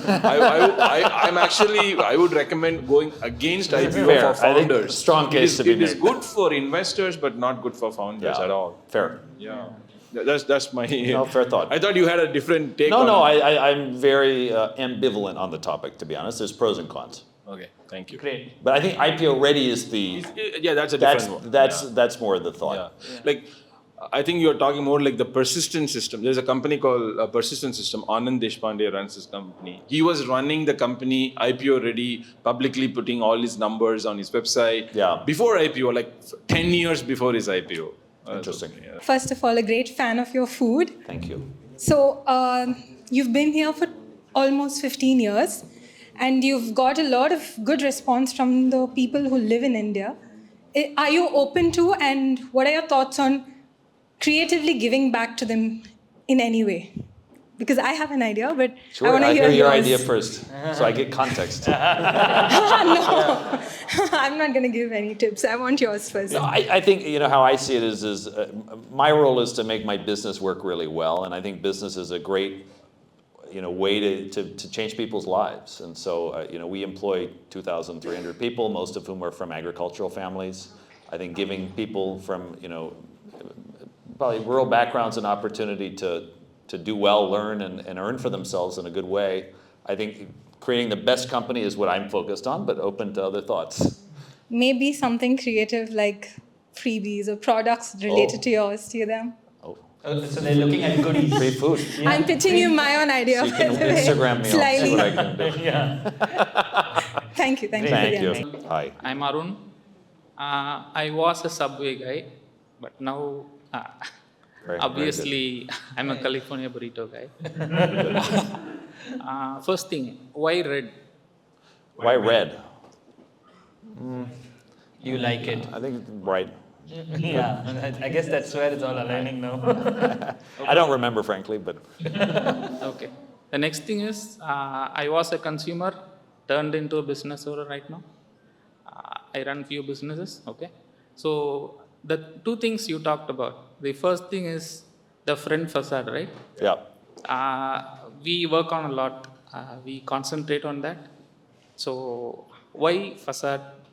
Why you obviously chose that to be your brand value, to increase your brand value? It's just a billboard. It's the first thing people see, so should invest and make it look good. Yeah. So I have been trying to, reach you guys, but I feel it's difficult. So In which regard? maybe He basically wants to talk to you, I guess. Oh, Yeah, okay. yeah. Did you send me an Instagram message? yes, Oh, I don't know. I'll check. not to you, Oh, not to me. Yeah. But to who? to the corporate. Oh, that I can't comment. I don't think my team. They post fun content on social media. I don't know what. What they're doing. No, I don't know what the message is and all. But happy to chat. Okay, Yes. cool. Thank you. I'm Vikram. I'm working at Embassy Golf Link, like the place where your first store is. So my question is regarding how should I go about validating an idea? You saw an opportunity in the Mexican food space and you built on that. Say I have an idea. What are the steps I should follow to validate it before going all in, before raising a fundraise? And how long should I take before validating an idea? I mean, I guess it really depends on what the idea is. Like in a food brand, kind of, Oh, or in a the food brand. space, yeah.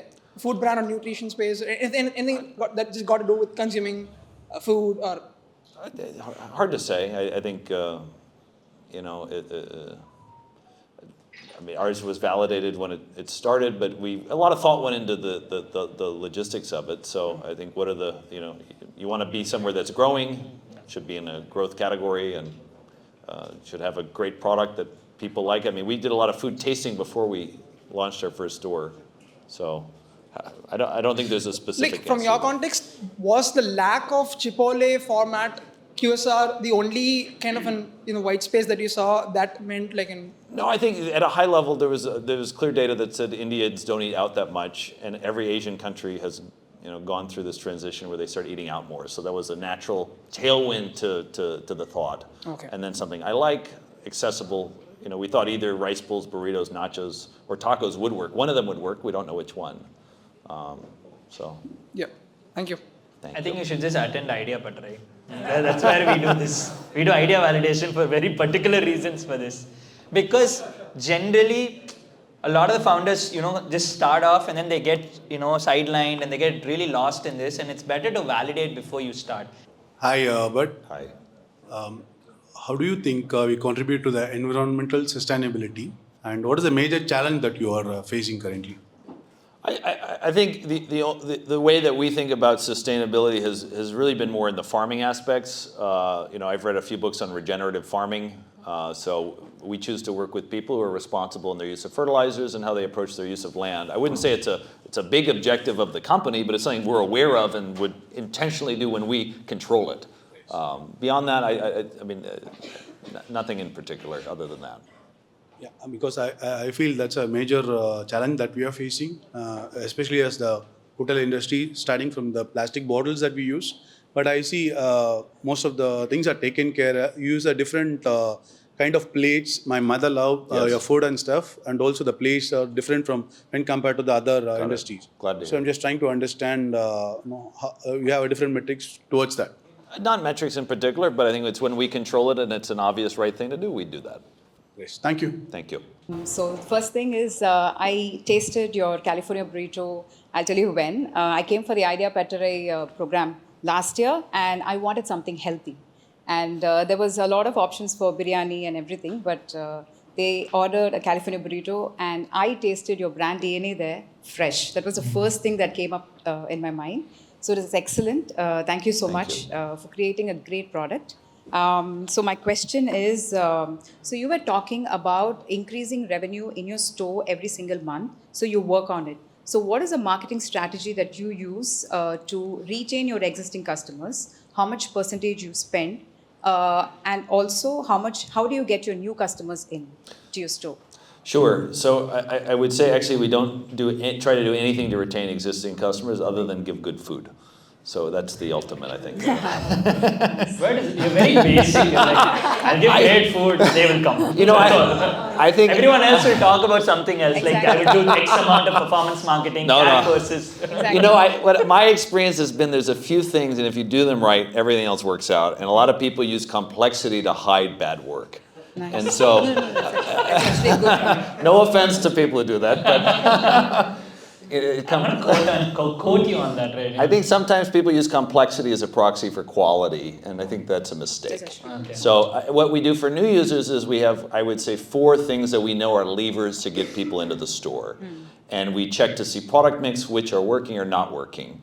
And if one of the levers is not working on a product perspective, we would communicate that. And our view on marketing is that if you sprinkle in a few different areas, I can't measure it, but as long as I sprinkled in a few places, something will happen. Right. So whether it's a little bit of Meta or a little bit of Google or a little bit of LinkedIn or whatever it is, some visibility increase for the local. We do everything at a store level. And then there's basic things like buy a bus stand or do a paper insert or just create a moment where people may have seen you in 3 or 4 different places. That gives confidence that maybe you're the right brand, you're a decent brand. If they only see you in one place, they may be more skeptical. So that's basically the way we approach it. All right. So I actually run a clothing brand, a maternity clothing brand. I was thinking how I will benefit from your, it's a food industry, but I got a lot from your, perspective of running a retail and everything. I just have one more question if I can go for it. Sure, go ahead. So in the retail perspective, you were talking about the rental, which is about 25% of your... Should not be more than. Should not be more than 25%. So you would say the next second week of sale, which is 25%, should be your overhead cost, or does it include into your rental cost? Is there a handbook for running a retail? I think I should be clear. So our rental in our company is probably at 7 or 8% overall. Sorry? But at a company level, our rent's about 7%, 8%. It's only for making a decision on a standalone property, we wouldn't want it to exceed 25%. Okay. So if we conservatively project a dine-in sale of 10 lakhs, we can't spend more than 2.5 lakh on rent. Got it. That's more of the mental framework. Mental framework. Okay. So the other math is 25% for the overhead, 25% on your the franchise fee, and your 25% is the profit. Is that how it is? No, not really. I mean, this might take a bit of time. There's Time. quite a So bit you of suggest a components, book for it, or No, it's a little calm. See, actually, there is no book. That's the real truth. I think if a restaurant is earning more than 10% is good. If it's earning more than 20% is excellent. Yeah. So that would be after so everything retail else. clothing, I think I'll figure it out. Yeah. It'll be different. Retail is too broad. Yeah. Retail, there is no formula because the food economics is very different. Different from a retail economics. Clothing Yeah. economics. Right. So it all depends on your actual business. Yeah. It's not like retail is one formula. Yeah. There is no such thing. There's no Because see, Decathlon has very large stores. True. They make immense amounts of money, and their economics and their rental limits will be very different. Food, our gross margin, but for fashion, Yeah. you have It's a very maternity niche. razor thin It's a very- margins yes. as far as I know. So your rentals will be very different. Right. So you got it. It's tailor made for every particular industry. Right. Retail is too broad Right. to understand. But thank you for asking that. Thank you. Yeah. Hey, hi, it's Nikki here. Nice to have you today, and it's a really good session. So I have two questions. I'll be very quick. So first, regarding funding, right? So California Burrito doesn't have a fully frozen retort model, right? So how did investors see this? Because it has very less shelf life and it's always made fresh, right? So how did you tackle this with investors? Because they want high growth. Since it's a QSR, they have to force scaling. Well, right? that's why we never had those type of investors, because again, it's where you start making decisions that they want rather than what's right for the business. So we just avoid those people. I mean, there will be inconsistency just a little bit, and it won't be perfect, and that's okay. Because mostly it'll be good. Okay. Second question is, as an expat coming to India doing business, so what are the difficulties did you actually face? I think, the challenge was starting a business and learning a culture at the same time. I think that was a genuine challenge because I hadn't done business before and I hadn't lived in India before for a long period of time. So I think combining two large-scale challenges at once probably was a tricky. But I mean, at the end of the day, I try to be flexible and respectful and try to understand why people are doing what they're doing. And, you know, as long as you keep accumulating good people around you, then things all get sorted out. Sure. And I avoid like the bureaucracy stuff. Other people will manage all those. And of course, I like California Burrito's Thank you. design language. So I see a lot of cuisines are doing well in India. Chinese, Korean, Italian, of course, American, Mexican. So India itself, has a lot of flavors and cuisines. So according to you, which Indian food can be taken globally? Or in America, let's say. Well, I Not think just if you- by Indians there, like, by everyone. No, I think if you look at, primarily in the US, it's buffet. I think generally North Indian emphasis. I'm surprised biryani maybe hasn't, but then the thing is outside of India, there's a lot of health kind of tailwinds, and I personally felt that some of these northern Karnataka meals where they have tons of different vegetables, they're all fresh salads, I felt that actually could work. But other than that, biryani, I think is the question mark. But I don't know how you do it. Maybe you do it as a fried chicken biryani thing. I don't know what the route is. I mean, KFC tried biryani in India and failed badly, but yeah, I guess we can. But obviously, South Indian darshini, I think, is probably a format that'll do well. But then it probably need robots because labor costs are so expensive. It's very labor intensive. Indian food is super labor intensive, so this is the ultimate challenge of it going in places like the U.S. where it's not the same to have a frozen naan or to have these are not the same things. So Indian food is very people it's dependent. very, very labor intensive. But do you see a path to scaling a very large Indian brand?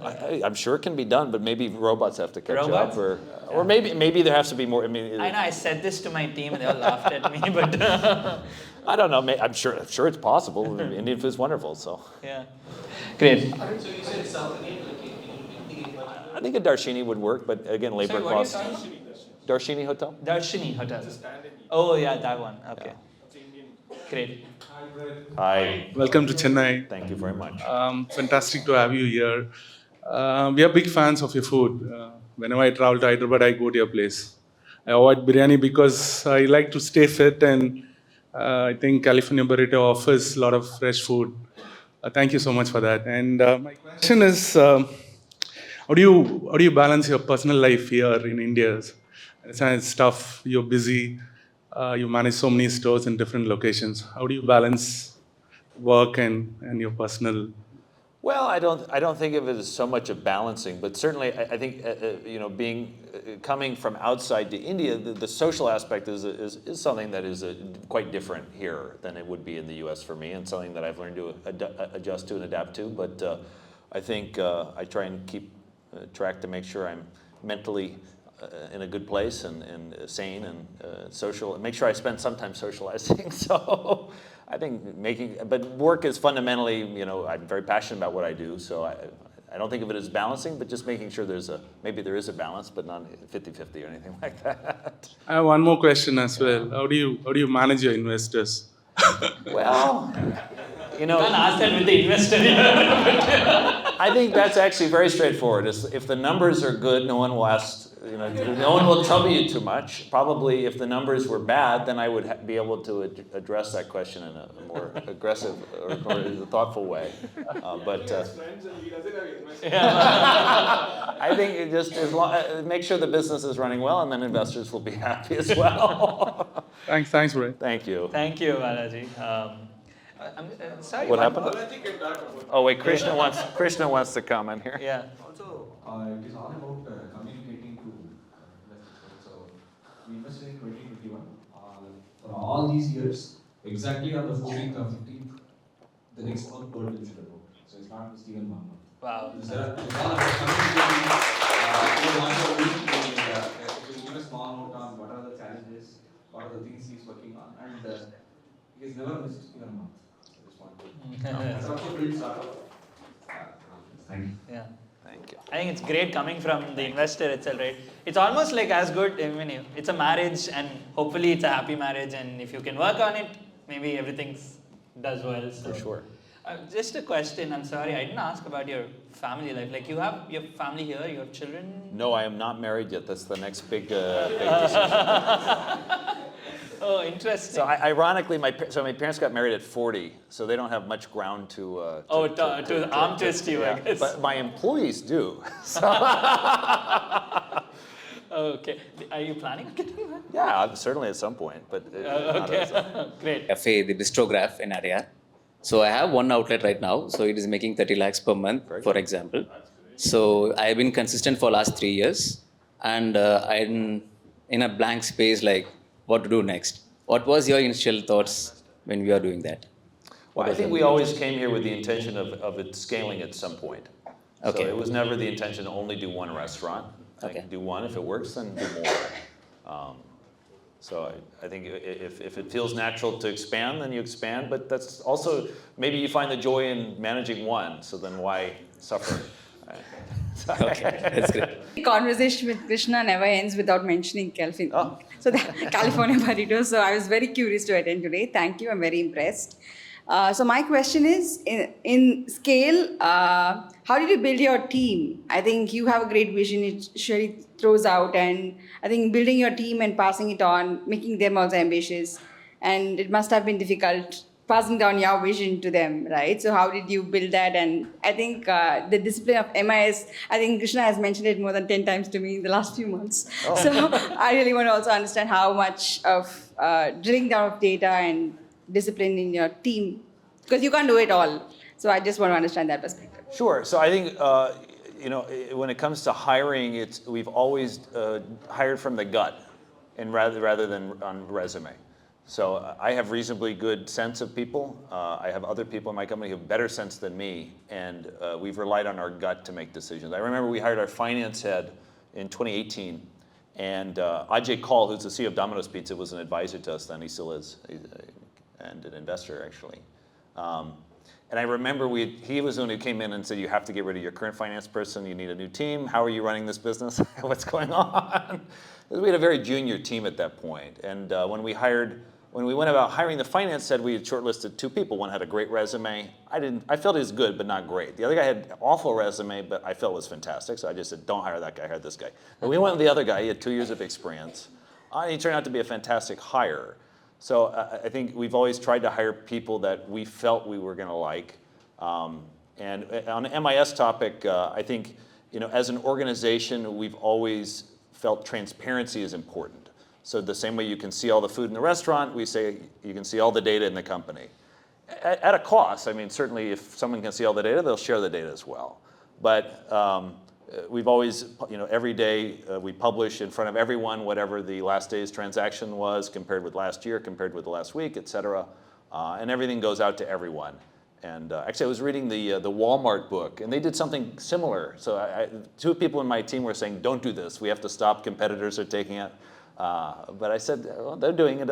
They're doing it as well. They've done pretty well. Yeah. So I think at the end of the day, the cost of having more transparency is less than whatever the motivation people get out of a competitive environment. Great, thank you. I'm Jyoti Seshadri, and I have 2 questions for you, both of them very similar. So one is towards you. As a psychologist, I'm very intrigued about risk-taking in general. This is a question that I ask to any founder. And I just like to understand, previously you'd mentioned this link between, spice and risk-taking, and you just talked about gut feeling and taking decisions responding to her. I'd like to know, how do you understand yourself as a risk taker? How would you describe yourself? Do you take calculated risks, or do you just go with your gut feeling and it turns out to be right?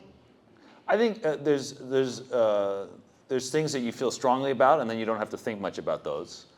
Then there's other things where you don't know about, and then I think generally would rely on directional views. Then high level. Like India, okay, India's growing. There's some high-level things that are true. I don't know specifically what happens at the ground level, but you go to wherever the directional sense is. So I think probably if I have no idea, I just don't decide anything. But if I have a strong gut feeling or I have a strong view that there's a macro truth to it, then directionally I would still do the thing. Right. And what would be one takeaway that you'd want, fellow aspiring founders to have when it comes to risk taking? What would you like them to know about it? I feel that there has to be an element of trusting your gut. I think there's billions of years of evolution gone into us, and we should trust what our gut tells us. I think that's an underrated thing. So you have to listen to this, but you have to listen to the heart and the gut as well. Great. Better for you confectionery, particularly vegetarian marshmallow. So your session was insightful. There was so much resonance because we are in manufacturing, and there's a lot of things that I was able to relate to. What I would like to know today is you had mentioned that you had at certain instances the orders exceeded your expectation. So how did you handle or capacitize for that quickly? Insights on that would be helpful. I couldn't. Probably we ran it badly when that happened. But I think the longer term thought that we have had, because we've had to renovate a lot of stores now and expand them because we took 2 small spaces earlier. I think it's always good to have a little extra space to grow into, because I know a major chain right now in the US that they want to add things to their menu and they can't because they already made the perfect size kitchen.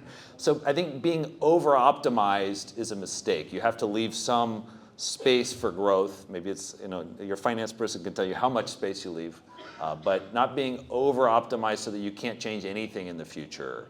So now, we have slightly bigger stores and have slightly bigger kitchens, because if we want to add 2 more equipments in the next 3 years, then we have space to do it. We won't have to renovate the entire thing, and we can be flexible.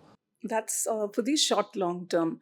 But today you have orders, walk-ins coming in, which had exceeded your... No, then you turn it off. You have to turn off the delivery then. There's no secret to that. There's more long-term thinking that'll be there, but short-term, Thank you. Hi. First off, I want to say I love your food. Thank you. The grilled chicken burrito is also my favorite. I want to say, also I'm really upset that why I'm not getting more quesadillas in Chennai.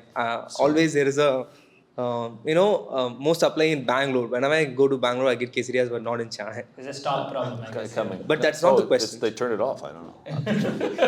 That's not the question. It's over. They don't have capacity. I don't know. The question is, as a finance major, I always understood the logic between by an investor. I always understand the logic between the investor's decision. I understand numbers, but I always had the question of why good founders turn down a good deal. What is this aversion of founders about VCs? I genuinely ask this question. Often there is a good deal on the table. Good founders turn down the deal. I wouldn't say hate, but there is a kind of aversion to. In this session itself, I sense a lot of aversion towards VCs. What makes a VC a good VC? What do you look for in a venture capitalist apart from funding, apart from the capital? Well, I think it's not an aversion per se, but it's just different alignment of motives and outcomes. Yeah. So a VC is somebody who's professional at making money with money. And we're professionals at making products for customers.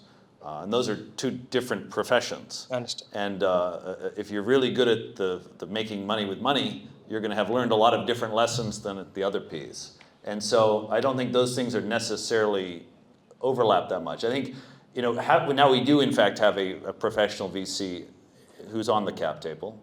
And I think, they've been good so far. I think a good VC brings in knowledge that they get from their other companies, has a great professional network, and fundamentally are what they call themselves is people choosers. They don't try and they don't try and run companies, they just try and pick the right founders. So founder pickers. I think that would be the role probably you'd want a VC to play. Yeah. You don't want them helping you run your company. Probably change the term from VC to FP, founder pickers. Yeah. But the takeaway from the session is you have a very strong self-belief. I can see that the positivity coming out. So my question is with respect to your thinking. So when Dublin Food was scaling, you thought you don't want to scale. because you had some insights or a kind of like grip on your domain, you didn't go for it. What was the thinking over there? Because currently we have a AI trend. Everyone wants to go away, but someone has a kind of self-belief, unique insights, which they stick to it. Maybe for that there might be some kind of thinking which might gone through in your case. So I just want to understand. I didn't quite catch the top of that. You said something about Jubilant Foodworks. Yeah, Rebellion Food. What about it? It's a Rebel Foods. Rebel's Food. Was Why scaling we up. didn't want to do that? Yeah. Oh, I think we felt that delivery is fragile. It's not a defensible business channel in a big way, and especially being dependent on aggregators, it's further fragile. What's the split now? It's about actually 60% of our business is delivery. Yeah. Okay. But I don't think the delivery would do nearly as well if we didn't have the dine-in. Yeah. So I mean, even Rebel is now they pivoted in now due to the dine-in. And it's just I think it's good to have a robust business, which means you're strong in different places. You're not overly optimized on one thing. Probably CapEx was what they were optimizing for. Yeah.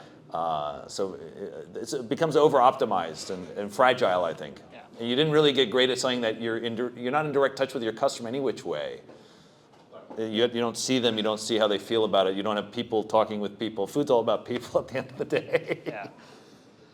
Great. Okay. I think we're done. Sorry, guys. We got to end the session. Thank you so much, Bert, for attending. I think it was Thank you very much. Great. We have a quick gift for you. So for you to thank you all, and we'll take a quick picture.